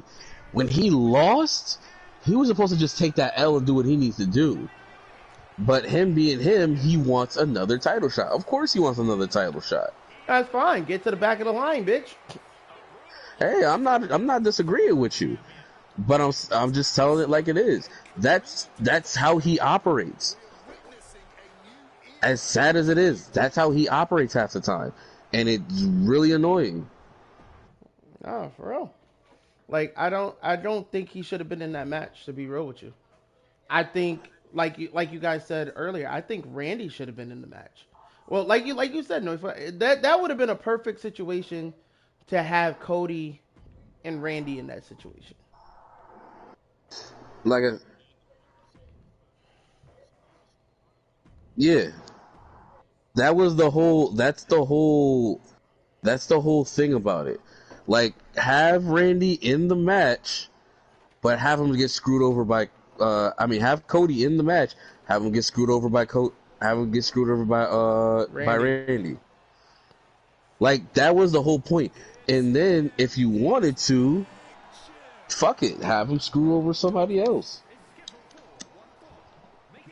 Have him But screw over Sammy. mm-hmm.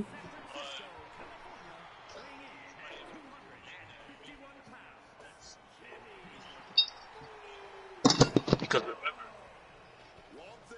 that Raw when Punk came back in Chicago and won the title on Sammy, Yep. was supposed to be Cody Rhodes. Nah, Mm-hmm. yeah. So Cody technically had a title shot that Gunther screwed him out of. So he was owed a title shot for that reason. So that's why he got the match against Punk at SummerSlam. Yes, You know what? I like the idea. but then that's even if that is the case, Sammy was still owed a title shot because he's supposed to get a rematch. Yes. Also, I was gonna say, because we covered Raw, and this nigga Roman said, and I quote, "We ain't bitching and moaning for title shots anymore." So we just gonna look over Gunther bitching and moaning for a title shot. Looks at Gunther bombastically. Bombastic side eye. For real. I had to think about that real quick. As far as the match, my opinion on it, it was cool seeing KO come back. Mm-hmm. Nah, for real. SmackDown beat him. It's SmackDown's looking good right now. Seems so effortless in the ring. I don't know how anyone can keep Woo. up with him. Tomorrow night on Friday. Lee does is just Like I on said, another people scale, see Punk another level. Owens It go really at it. pushes the envelope Mike, every chance he build up their gets. match whenever Dragon Lee that happens. It'd be funny if they don't even build it up. They just shake hands and go, "All right, I see you." As far as fatal forward at the match goes, I thought it was good for what it was. Could have gone a little longer, a little long. Could have added like 3 minutes to it. 8 minutes and But 30 they kept seconds. it fast. Commercials in and shit like that. But I thought it was good. KO looked great for his first match back in 18 months. That nigga was going ham. Yes, yes, yes, yes, yes. Well, it's all for naught. Are we going to see a sign of sportsmanship? Yes, One, we are. watching Now this let's tick. get the bell rung. Mm-hmm. Sportsmanship out the window. Right, there was in the video, like he came back and stuff like that. Someone made a good point. I was laughing. Someone said, it's diabolical that Finn Balor won a fatal four-way to get to SummerSlam just to compete in the fatal four-way. Bro, I lost. Nah, for real. Like, I was just laughing. I was like, bro, I never even saw it that way. Mm-hmm. I was just laughing at two, and Phantom will laugh at this. I said this plenty of times. If tomorrow night, on SmackDown, I already know what you about to say. they come to the parking lot, Sammy better better hit Nick out to the kneecap with a damn lead pipe.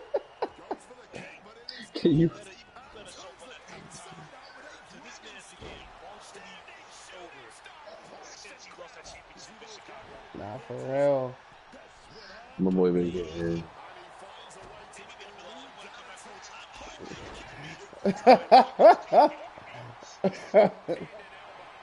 Nah, what did Julius say?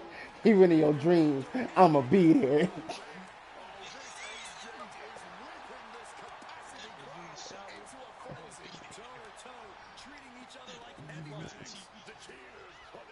You writing the next segment for SmackDown? I'ma be there. Like nigga, what?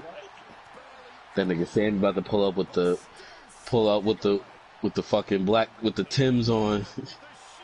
We're not gonna call him Sami Zayn no more. We're gonna call that nigga Young Sam.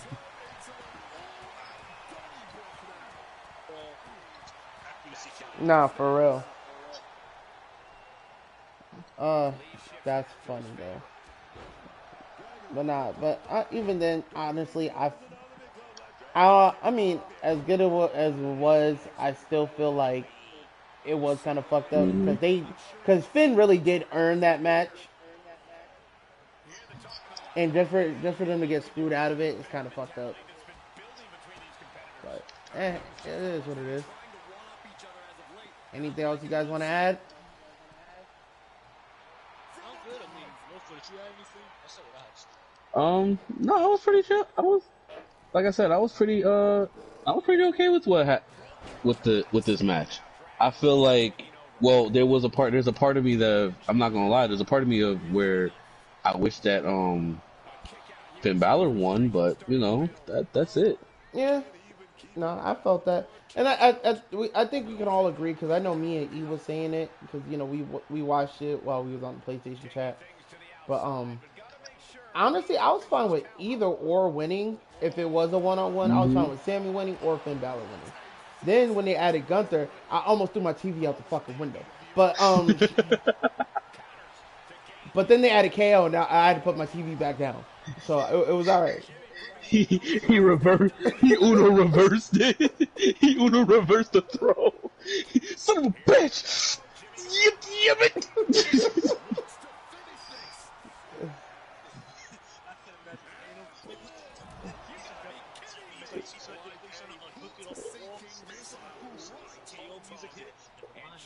Mm.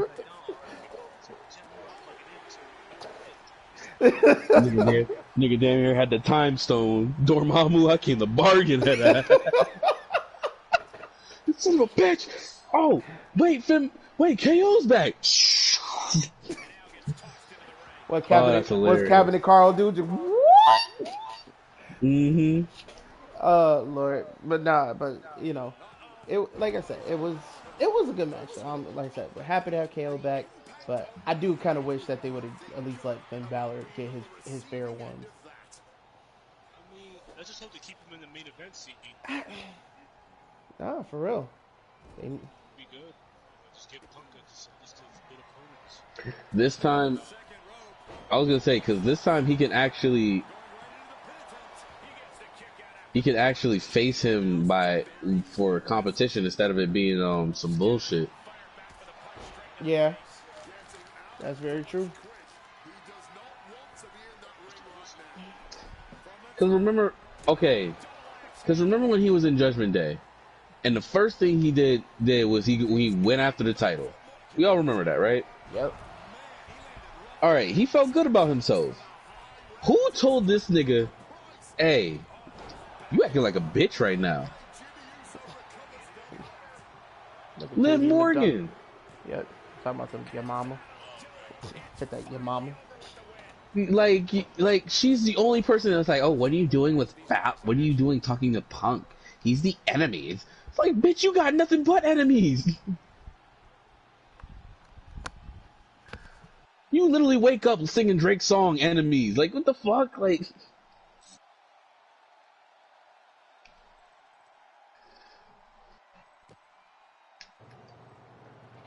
Yeah, but he eventually changed his voice. Oh, that works. Woohoo! I like these headphones. My bad. My head. What's the next match? My bad. My headphones was dying, so I had to swap it, so I had to plug it in. My bad. So the next match was the TV special, Baron Corbin versus Trick Williams. Oh God. I ain't watched this much. So it was just a Friday Night SmackDown match. That's all I can tell you, bro. Yeah, Like, I I literally literally looked looked on.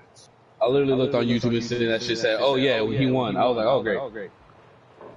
yeah, even though I'm still kind of against it. I mean, from what I heard, maybe this might change your mind.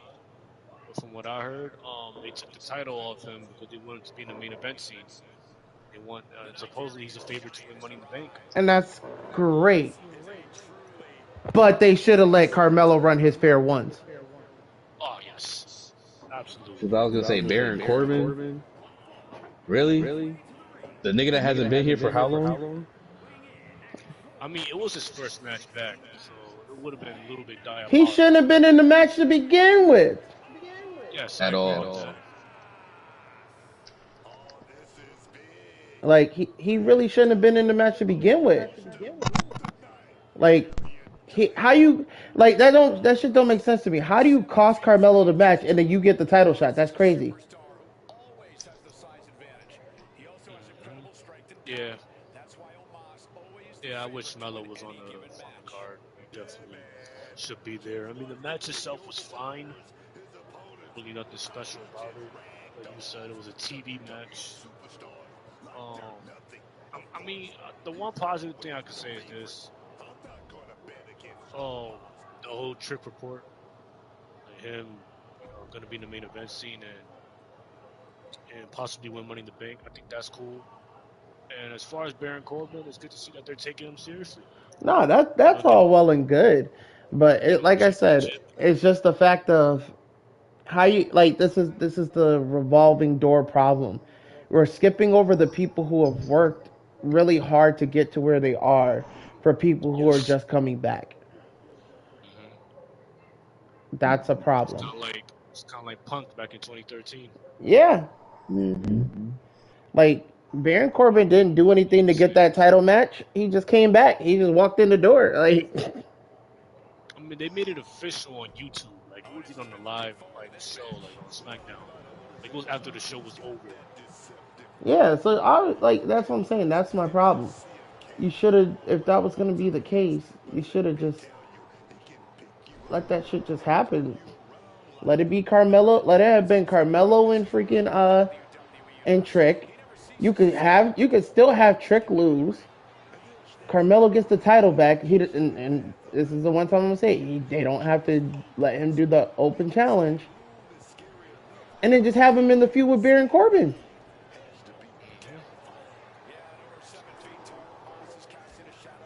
You know, let Corbin go up against people like Ricky Saints or Ilya Dragunov. You know, whenever that nigga gets out of catering with Jordan Grace.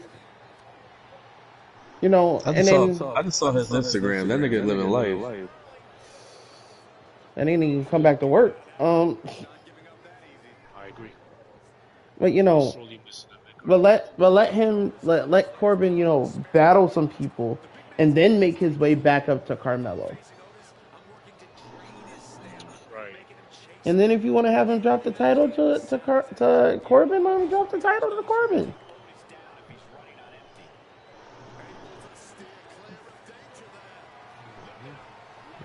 It's neither here nor there. Yeah, man, I got an answer. Or for anything else, or Nope. alrighty. So the next match. Now I'm gonna say this, Noifoy. I wish he was there during this match because me and E was cracking up during this whole fucking match, bro. Oh shit. The five-way ladder match for the interim WWE Women's Championship. God. Me and E are retarded sometimes. What do we even do? I don't even remember. Chelsea! Oh no, yeah, facts.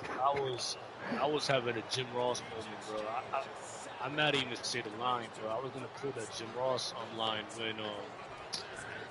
when it was the ladder match between Jeff Hardy and Undertaker back in 2002. Oh Lord, When no. he was like, climb the ladder, kid, make yourself famous. Like I was gonna say that, but I was too into it because I was really happy for Chelsea Green. But I was gonna say, climb the ladder, Chelsea, make yourself famous. The whole time when she got jumped and left on the ladder, all you heard was Chelsea! Chelsea! Get your ass up, Chelsea! Nah, facts. Chelsea! Y'all annoying. I don't even know if I you. agree. No, it's probably me. Like I said, I plugged in my headphones and it started an echo. Uh, That's all you heard was just us screaming Chelsea the whole fucking match. damn. But nah, I feel like it was a good match it was a good match until the hooligans showed up. There's nothing over the glass. What happened? No, nothing. Like I said, I felt like the match was really good till the hooligans showed up. How about Yeah. like Um, I think I'm just tired of people getting jumped for no good reason. Mm. I mean, my thoughts Niggas, about this. niggas watching JJK before they got to the match. Nah, for real. I mean, BFAB needs all the help she can get, but that's besides the point. But Bruh. My thoughts about this. It was eh. It wasn't anything special. It wasn't really anything like memorable aside from like a few things. Like I like the little that ladder spot with Tiffany and last, where she like choke slam mhm. power bombed her on the ladder. I thought that was a cool looking spot. Um, when Chelsea pushed off Tiffany off the ladder, she hit the swanton on everyone else. Yep. I thought that was cool. And obviously, Chelsea winning was the best part of the whole thing. Shout out to Michael Hayes. Right? If you know, you know. And you want to know a quick fun fact that I found out recently? So Both Chelsea Green and her husband are one title away from both being Grand Slam champions. Yes, sir. I was like, oh, okay. I said we learned something new. yeah, but the thing is dumb because he's the interim champion. Yeah. Maybe not for long because I don't know if you guys heard or not. Mm-hmm. But Rhea Ripley just had surgery, Mm. so she's gonna be out for a while. So if I was WWE, hopefully they announce it tomorrow. Since Rhea just had surgery, she's going to be out for extended time. We don't know how long. Just have Rhea Give take up. what's the title. Just give it to Chelsea. Yeah, since it's Telfie, dead ass nigga. Eh, Since Chelsea is the interim champion, just make her the actual champion. yeah. But like I said, the match was memorable. Chelsea winning is the only great thing. So real quick, little side tangent. I'm sorry. I have to say this because if not, I may crash out. I'm just scrolling on Facebook and I just saw the meanest bullshit, like Alfredo levels of bullshit out here. For It those who says don't know, Alfredo, good. yeah, y'all lucky. Because I this random page is called Wrestling Corner, and it says Jade Cargill is one of the most unselfish in the WWE. All right, cool. It says she helped elevate said it helped elevate Bianca and Naomi, and now she's That's a helping lie. elevate Meechin and B-Fab. I said the fuck. Wait, she helped. Yep. Damn, I didn't know. I didn't know she was helping. Bro, the first part's a lie because Naomi And Bianca was well established before she got there. right, exactly. They were trying to help elevate her. As far as his group with her and the baddies, she has not done anything to elevate Meechin and beat them aside from giving them TV time. You mean the hooligans? Yes, the hooligans. They, Yes, I'm not calling them the baddies. Those are the hooligans. right, yes. Anyway, I'm sorry. All right. Sorry for that little side tangent, everybody. It's up to y'all if y'all want to talk about this next match. I'm just glad OC's not here because he would have flipped the table. Bro, I'm about to flip the table. We can skip it if you want. We can skip it if you want. What's the next match? Do it a little bit. Danhausen versus Dominic Mysterio in a Human Money's on a Pole match. Yeah, I want to talk about that. Why wasn't I there? That nigga was giving out free money. My podcast. What? Nah. I did research, which means I looked deep into that damn picture of him freaking having a good time in the money pool. I saw ones and fives and tens. Man. And apparently Brad Williams was there too. Yes, he was. He was one of the mini houses. He said he's been wanting. He's been on the podcast saying that he's been wanting to do that for a minute. Which I'm glad he found work. Work for that. That's what's up. Like I said, do you really want to dive deep into this or not really? I just want to say this. This match was a complete waste of time. Shouldn't have been on the card. And you leave off people like Braun Breaker and Carmelo Hayes off the card for this fucking nonsense. Yes. And mind you, another thing too, I just want to add this. This doesn't help Dominic Mysterio at all. Like, Dom is, believe it or not, Dom is a world champion. Yep. Because he is the AAA Mega Champion. Triple A. That is Triple A's top championship. He is the world champion of AAA, and this is what you put him in for SummerSlam. And now I get it. For some stupid reason, AAA doesn't transition over to like the WWE main roster for some dumb reason. Where like, you know, Dom is doing this on AAA, where he's like this mastermind, and he teamed up with Omos and stuff like that, and he's beefing with Grand Americano, and they're gonna most likely have this match at Triple Mania on September 13th, I think. Right? So he's doing all that in AAA, and then in WWE you got him in Danhausen's nonsense. Like, come on now, bro. Danhausen should not even be on this show. Smash should not be on this show. You leave off Carmelo Hayes for this shit and Braun Breaker and other people who what Phantom said earlier, who bust their ass and work hard. You leave them off the show just to give us this nonsense. I hate it. This was 6 minutes of my life that I can't get back. Just complete other nonsense. Yeah. I mean, like you said, if this was like the opening match, I feel like it would have been better. Listen, I'll be completely honest. I just want the money. Niggas broke. It's counterfeit though. You're not gonna do nothing with it. Nah. Some of it was real. I guess. You just hate the match. You're damn right. That's okay. Listen, aside from that, I mean, to be honest with you, I'm not gonna lie. I found the match funny. I did too. I found the match pretty funny. Am I gonna say it was a waste of time? Not in my opinion. I would say more of just it should have been, like you said, it should have been the opening match.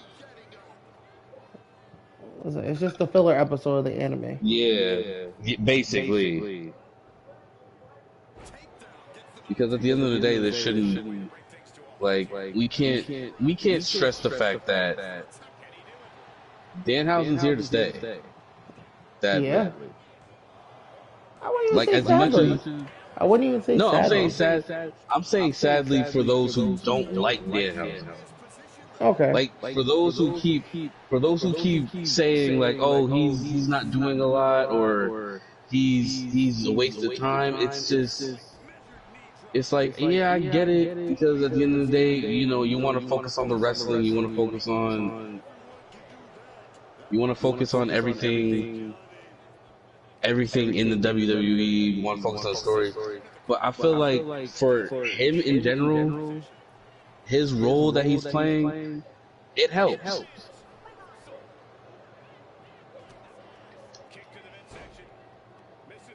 It helps.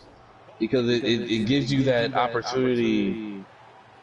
It gives you kind of an opportunity to just like not relieve, but like just stay grounded to what WWE wants to do when it comes to their product. Now I will say, do I agree that they can dial him back a little bit? Yes, I will. Yes. I was gonna say that, yes. Like I don't hate Danhausen. I like Danhausen, and I'm happy for his success. But I just think they should dial him back a little bit.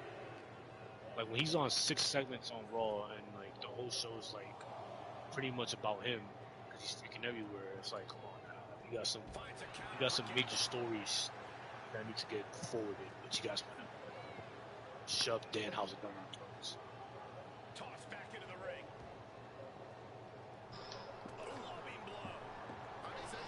Yeah, but I mean, like, unfortunately, that's not anything we can do about that. And like just getting mad about it, I'm not saying you per se, but I'm just saying in general. Like people start getting so mad that they can't enjoy anything. If you find him dumb, okay. You don't gotta take it so personally. No, I don't. What I don't like about it is that, because I get they need to dial him back. I'll say that wholeheartedly. But when you sit there and you see him on your screen and you're like, and you get mad just because he's there, it's like, dog, it ain't gonna kill you. Now, like I said, do they need to dial him back? Yes. But, until then, this is what we got.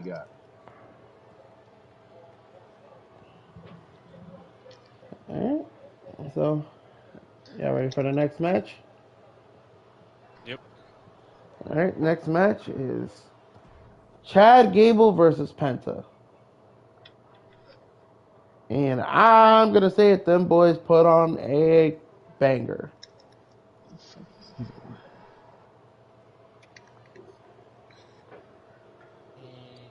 I'm not gonna say more than that. Go for it.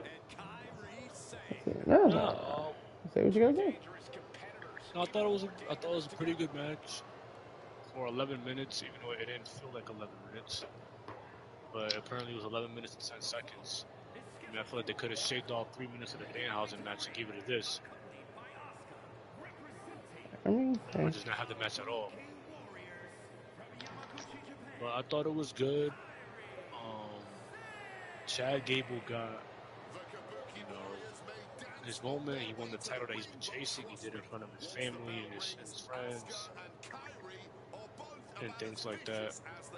So I thought it was a well good moment and it was awesome to see. But It's well deserved. here's my one problem. Mm-hmm. And it's nothing against the match. I like the match. It's what they did after the match. Mm-hmm. What? Invite his family out? No. It's not inviting his family. It's the fact of these people, TKO, W, ESPN, whoever. These people have the fucking audacity to put a sponsorship of a mug root beer while he's in the ring celebrating with his family. Yeah, Yeah, that's fucked up. that's fucked up. Listen, I don't mind the sponsors. Not granted, can they dial those back? Absolutely. Because sometimes these pure leads, it just feels like sponsorship and advertisement commercials, and that's what SummerSlam felt for a good amount. But like, I don't mind sponsors. You know, sponsors go way back. During the Attitude Era, Ruthless Aggression Era, or this match is sponsored by this, or this pay-per-view is sponsored by this, or SmackDown Tonight is sponsored by Pepsi. Like, you know, they've been doing sponsors for a long time. And obviously with TKO, they do it a lot more. So I don't have an issue with the sponsors. My issue is with this. You could have told me this shit before the match. Yeah. Before the match started, Michael Cole could have just said, okay, this match with Chad and Penta for the Intercontinental Championship is sponsored by Mug Root Beer. And then you have Chad and Penta make their entrance and they have the match. Yep. Don't wait to the very fucking end when he's in the ring with his family, his parents, his wife, and his 3 kids, and he is crying because this is an emotional moment for him. He's in his hometown of Minneapolis, Minnesota, in front of his friends, and obviously his family's in the ring, and he is celebrating with his family that he just won the title that he's been chasing for years. He's having this emotional moment with his family, and his son is out there, and he's dressed just like him, and his parents are like they're wearing shorts, shirts. I think his mom like had like Chad's #1 fan, and then his dad his shirt said like dad's like #2 fan, something like that. Yeah, Chad's second fan or Number something two like that. fan. Number two Yeah, fan. #2 fan, yeah. So he's having this emotional moment with his family celebrating this big title win, and they have the fucking kidney stone to have this I don't know who the fuck it was to come out with a costume on, shit on his head, and give Chad a root beer, and he you know hits him together like he Stone Cold Steve Austin or some shit. And then you see Michael Cole on commentary say, "Oh, this match was sponsored by Mug Root Beer." Motherfucker, tell me this shit before the match. Ah, that's Because completely now fair. when you look back at Chad's win when he's celebrating with his family, when you look back at that celebration, you're gonna think about fucking Mug Root Beer because it's plagued by the fucking sponsorship. I like mug root beer too. What the fuck is wrong with these people? Why would they do that? Who, who in their right mind thought this was a great fucking idea? Yeah, who thought this was a great idea? Who raised you? Who did Yeah. that? Like, As this who in nigga, their as this right nigga mind Noise thought Boy's this thinking was a about, as this nigga Noise Boy's thinking about root beer.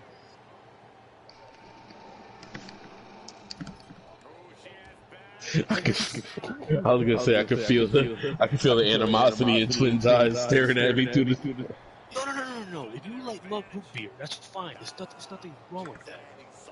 It's hell, the root beer is probably really good. I never had it. It is. It's a good I'm drink. just saying that they had all the time in the world to sponsor a mug root beer during the show, whether at the beginning, during the middle, whatever. Like I said before, the fact that they had the audacity to sponsor the root beer while he's in the ring celebrating with his family, like that's fucking diabolical. Nah, that's for real. That's ridiculous. Whoever thought that that was a great idea to do that needs to be thrown down a flight of fucking stairs.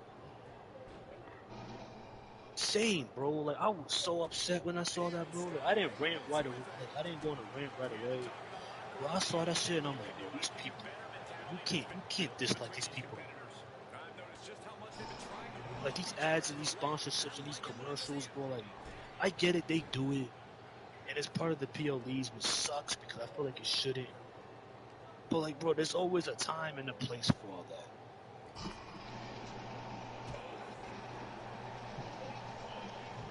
that. No, that's perfectly fair. Dumb.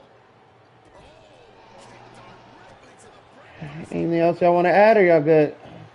Root beer. Well, and we're off to our main event. Roman Reigns versus Seth Rollins. Want to give your thoughts on the first one? I mean, I feel like them boys was out there doing the thing.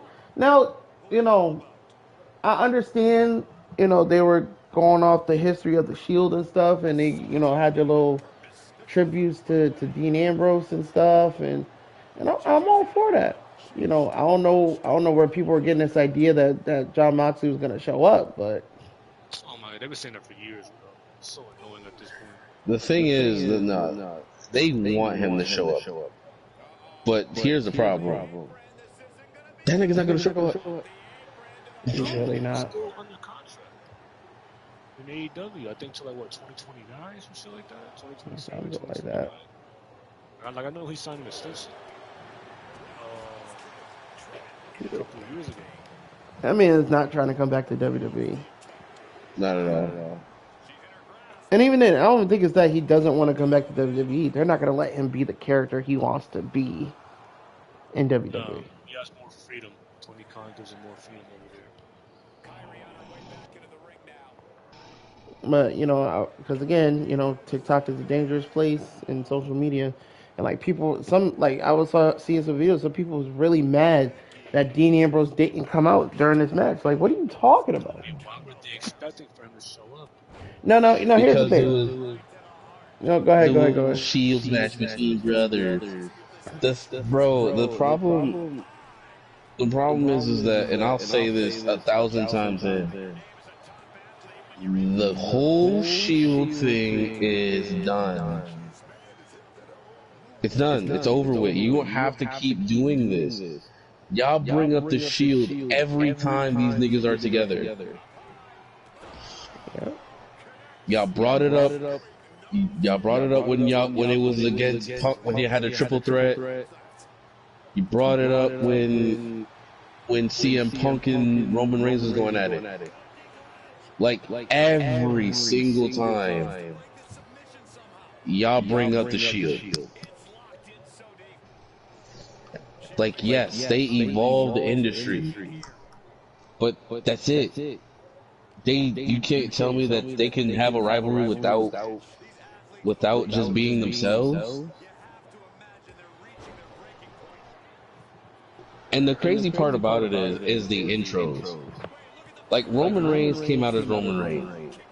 This nigga Seth Rollins Jokerfied his fucking Shield gear. Because if you notice, he came out with the mask and he came out with the vest. White vest, mind you. And that was it. And a big ass, I don't know what type of coat he had on. Nigga look like something out of Kill la Kill. But, like, I saw him falling down the stairs. Nah, but, I still love that part, but continue. But that, like, bro, you're telling me, like, this nigga, these niggas can't go do a match without being referenced to the Shield? Like, are you kidding me? I think that's their whole history. Yeah, that's not their only history. It's not. Like even with the heist of the century, y'all brought that up 8 times. And the chair shot. Why is that the only thing you guys are known for? Mind you, before Dean Ambrose left and became John Moxley, y'all did one last match together. And then that was it. That was supposed to be done. It was over with. Nah. Okay. Right, like they did it all over again. Mind you, the match itself was beautiful. It took Roman so long to not hit that nigga with a chair. But Jesus Christ, the match was great. Powerbomb for powerbomb. I'm also mad that Michael Cole sat here and called Roman Reigns powerbomb the Shield bomb when there was only one fucking person doing it. And then he it was so stupid. And then when Seth Rollins does it, oh, it's the power bomb. I think he called it a shield bomb too. He called it a shield bomb too at that point. Yeah, when Seth did it. Yeah, I think he also called it a shield. It was so stupid. Like the only thing I really liked was the fact that they paid tribute to John Moxley. Jesus. That's the only thing I liked. Because You thought it was a great match? You said what? You thought it was a great match? I didn't say all that. Did you say it was a great match? No, let me stop. No, I think it was a really great match. I think it was a great match because they could put this behind them. Yeah, that's what they were saying. They could put this behind them. Like them doing this and then doing like the fist and talking about how they're brothers and all that. They're happy and they're colored. I'll take that. But if they start bringing them motherfuckers back up, talking about, oh, this Shield, I'm hitting someone with a catalytic converter. Alright. Yeah, I agree with Twin as far as the match. Like, I thought the match was fantastic. It was the best match of the weekend. They went out there for 33 minutes and they told a beautiful story. Mm-hmm. Trash talking, that was also part of the story. You know, like I love the part where Seth, they were like shit talking each other, and Seth was like, "Oh, what's the bloodline now? The bloodline gonna come out? They're gonna come here and jump my ass, blah blah blah." And Roman's like, "Nah, they ain't coming out. It's me and you, mano y mano. Like, I'm doing this by myself. I'm gonna beat you on my own." So 1v1 me, you pussy. Right. 1v1 you pussy! Pussy! Fuck, get my fucking point out. Thank you. I apologize for my outburst. Fucking 1v1! I'm sorry. I'm on doing shit. Disrespectful ass niggas, man. I'm sorry. But as I was saying, well, this nigga had an aneurysm. Like I enjoyed the part where when the referee was down and Roman grabbed the chair, he was ready to hit Seth, and he dropped it because he wanted to let go of that obsession. And he did. He put it behind him, and he beat him on fair and square. Another thing too, I really liked like how they did it. Like towards the end, and Phantom could give his perspective on it because we were watching at the same time. We were on the chat. Like towards the end of that match, like it seemed like they were building up to something. Yeah. Like something was gonna happen, right? And then like the referee got knocked down, and we're just watching like like some shit about to go off, or somebody's about to come out or something like that. And for a second I thought like someone was, because for some reason like the crowd like started to cheer for some reason. They got really loud. You know when somebody comes out, the crowd like starts to chant, and then they're like not chant, but they start to cheer. Like when they see somebody, they're making their way. Mm-hmm. No matter if it's somebody they know or they don't know. So like there was a point when the crowd started to cheer and it started to get loud. Like, oh shit, someone coming out, someone coming out, someone coming out, and no one came out.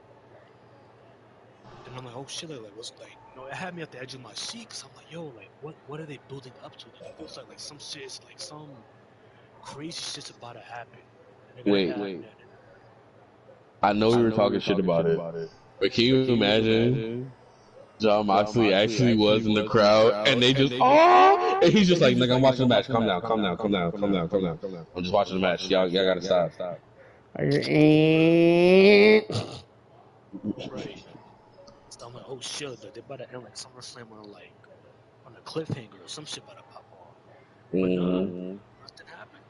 Roman hit 3 spears. The last one put the nail in the coffin. Referee count of 3, 1, 2, 3, and then they had the stare down. And then I love the ending where Seth put the mask in the middle, the shield mask in the middle, which was obviously Paying homage. was supposed to be Ambrose, paying homage to Ambrose. It was supposed to represent Ambrose. And they did the field, not the field, sorry, the shield fist pump, and they both nodded each other in respect, like what you said before they put it behind them. Yeah. Hopefully they It was a did. fantastic match. Mm-hmm. It was a great match, great storytelling. Match was awesome. Definitely something I would rewatch whenever I want to. No, for real. But anything else you guys want to add? Do you guys want to hear another bullshit Triple H comment? Oh Lord. Do I have to? I mean, you don't want to. I'm just saying that did you hear what he said? What did he actually? What did he say? Oh, I'm glad you asked. So, The excitement.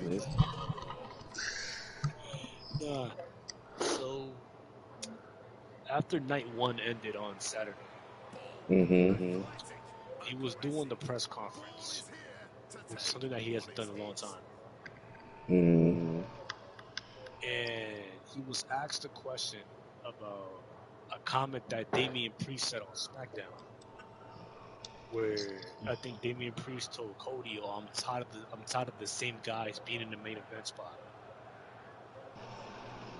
like the same guys over and over again." So Mm-hmm. he was asked that question because they got like a lot of cheers and a lot of wrestling fans, agree with Damian. Like, yo, we need new stars, we need new people in the main event scene. We're sick and tired of seeing the same old, same old.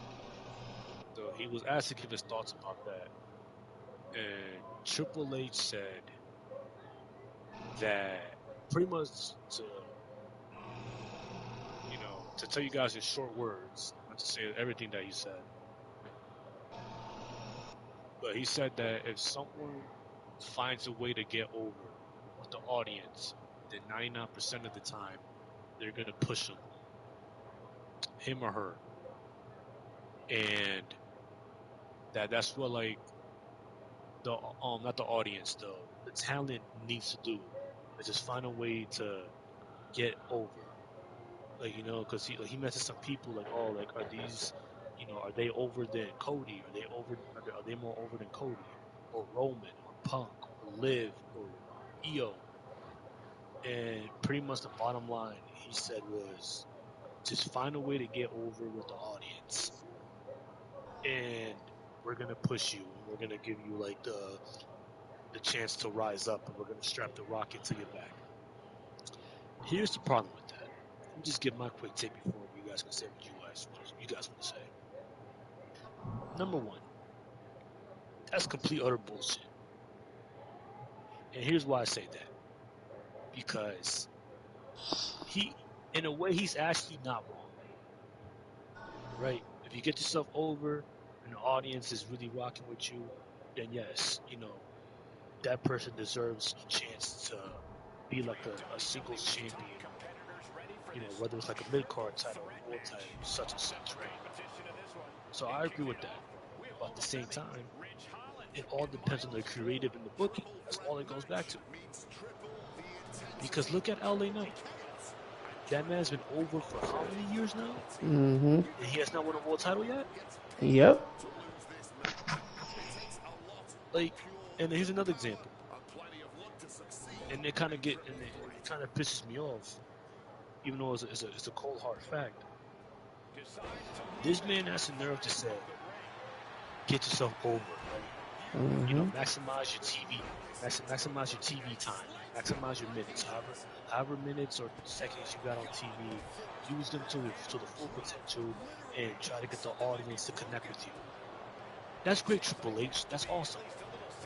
But some people don't get fucking TV time. So how are they gonna get over? Yeah, that's Look true. at Lyra. Oh. Lyra Valkyria turned heel like 3 weeks ago, and she's barely on fucking TV. Yep.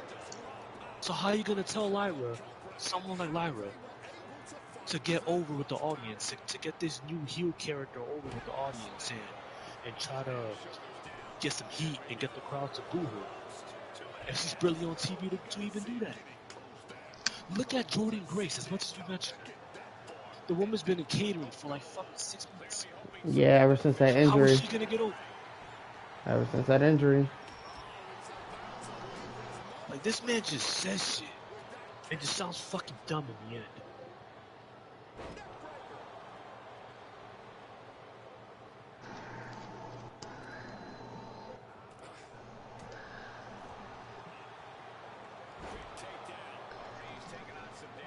Bullshit.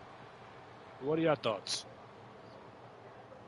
No, bro, I think you pretty much hit it on the nail on the head. It's just like you can't make a statement like that and then not push people. Mm-hmm. Or not just that. Like I said, like, you can't say shit like that. And then there's people on your roster That are not that's barely even shown on TV. yeah, they're not even being used. Yeah, they're like, I mean, when was the last time we saw Ivy Nile? I think wasn't she doing something like an Olympics thing or something? Oh, she's on main event. Oh. Catering. Freaking the Creed brothers, who are a phenomenal tag team. Where the hell are they? Especially when your tag team division sucks right now. Well, Fraction. are they still in AAA? I don't know. I can't tell you. Fraction, another great tag team.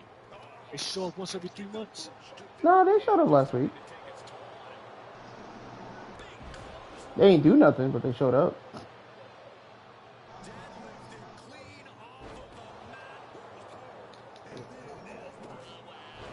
Well, listen, I don't know. It's just It's just one of those don't write check your ass can't cash. That's how 1000%. that's how I feel about it. For any thoughts? Hey yo, that's it for the wrestling trenches. I'm your boy North Boy. Tony Allen. That's all I can say to that, bro. Because you, out of everyone, to sit there and tell, hey, if they can push themselves, they could get up there. Congratulations, Triple H, you played yourself. Because in order for them to get pushed, they need the TV time. Like Twin said, in order for them to get TV time, you need to put them up. Yep. Exactly. So how does that work? Like, hold on, like that's the biggest source of shit I've ever heard, bro.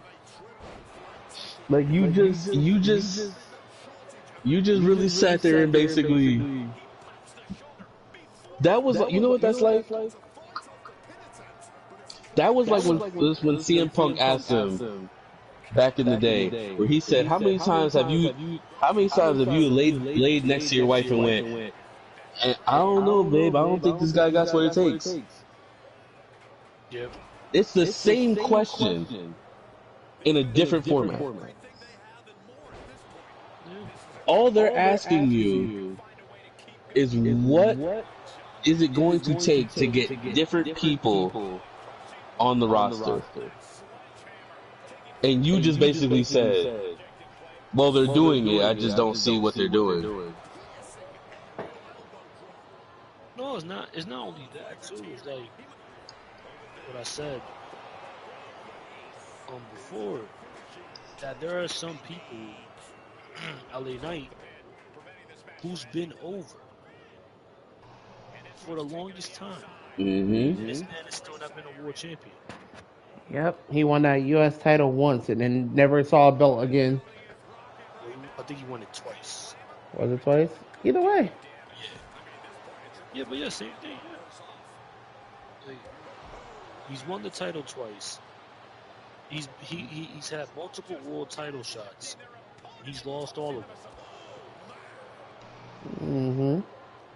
This is the only man I know that calls himself, and yet calls himself the megastar. Is the megastar. And yet they treat him like he's low card. Look at Carmelo Hayes. That man has worked his ass off to get over, to get into the position that he's in. And he's missing PLE after PLE after PLE. Like, you can't make this up. Do you guys know the last PLE he was on? No. I'll tell you. Nope. Royal Rumble of last year. Damn. Thank. That was the last PLE he was on. The I Royal don't know Rumble that. of last year. He wasn't in this Royal Rumble? Nope. Damn. He missed WrestleMania this year and SummerSlam. And he missed WrestleMania last year and SummerSlam. His last PLE was a Royal Rumble back in 2025 when he was in the match for like 4 minutes. Damn. But like I said, you can't put Carmelo Hayes on SummerSlam. You got time for Danhausen. But Triple H has the nerve to say, oh, don't judge the booking, don't judge the writing. The writing is what makes the show. Yep. It's just like what I was saying last time when he was like, when he was telling viewers, just shut up and have fun. We can't have fun if it don't make sense. If it's not fun. If it's not fun, not even if it's not fun, if it don't make sense. Yeah. And he's just It don't make sense how we have the same group of people in the same roster doing the same thing every time. Yep. Why am I looking at the same people? Why am I still looking at Cody Rhodes go for a title that he's already gained, what, 4 or 5 times? Three. 3 times. He's already a 3-time champion. Something Roman hasn't even done. Roman had that title for 4 years. No, he's like a 6-time world champion?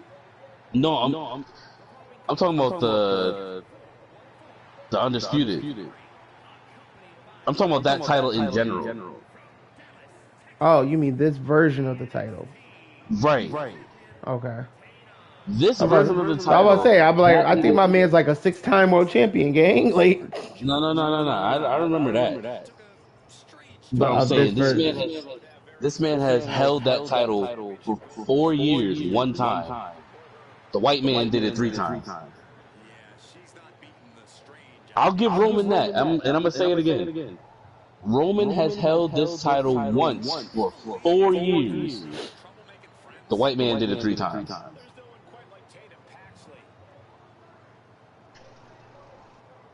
Seth Rollins was the workhorse of the new heavyweight title.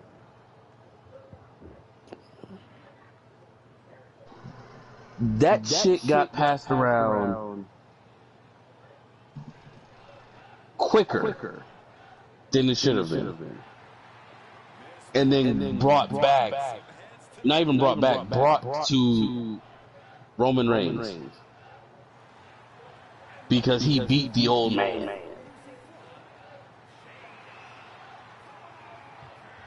You're telling me there was no one else that wanted this title?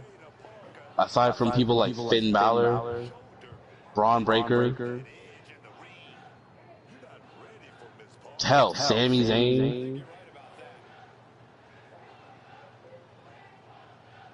Like, the newest person I think that got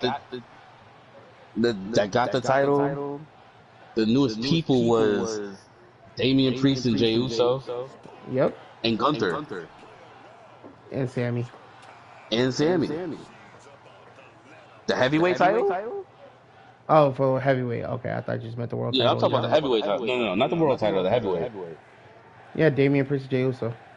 Damian Priest, Jey Uso, and Gunther. Yep. Well, technically Roman, because he never won that title before. You're right. But it's like, there's no one else.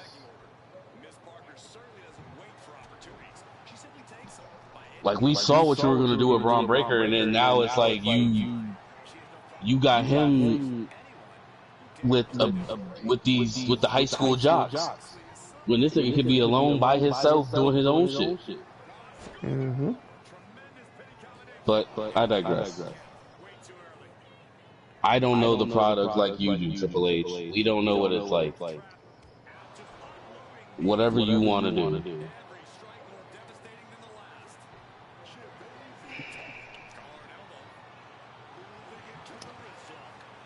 Yep. Mm-hmm. All right. I'm good. How about you guys? Yeah, I'm good. Nothing else to say. Alrighty. Alright, ladies and gentlemen. Thank y'all for joining us in this trench discussion of SummerSlam. Like I said, overall, I say I give it a C plus for the show. Mm-hmm. Yeah, that's a fair assessment. Yeah, I give it a C plus. It wasn't bad, but it wasn't horrible. It wasn't great, but it wasn't horrible. It had its positives and negatives. Yeah, it's not WrestlePalooza. Yo, we are never gonna let that go. Hell no, never. That shit. That is the benchmark on whether or not a show is good or not. Like if they pull out a PLE worse than WrestlePalooza, I don't know what I'm gonna go watch New Japan. Like shit, New Japan been going hard. Have you seen Game Kid? Listen, I'm about to go. That's my new favorite star right now. Listen, I'm about to go watch some Alberto Del Rio matches or some shit, or watch freaking Mystico get jumped every week. How you know? I hate How that do that nigga's like.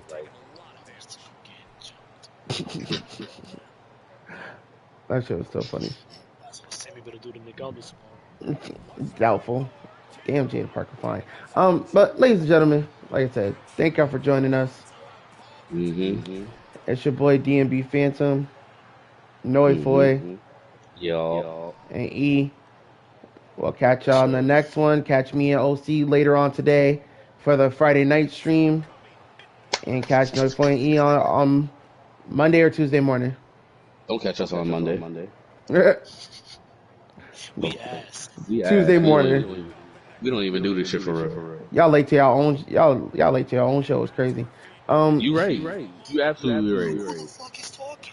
Hey, mind your business. All right, You said it. All right, ladies and gentlemen, have a good night, everybody. Stay safe. Stay out this heat.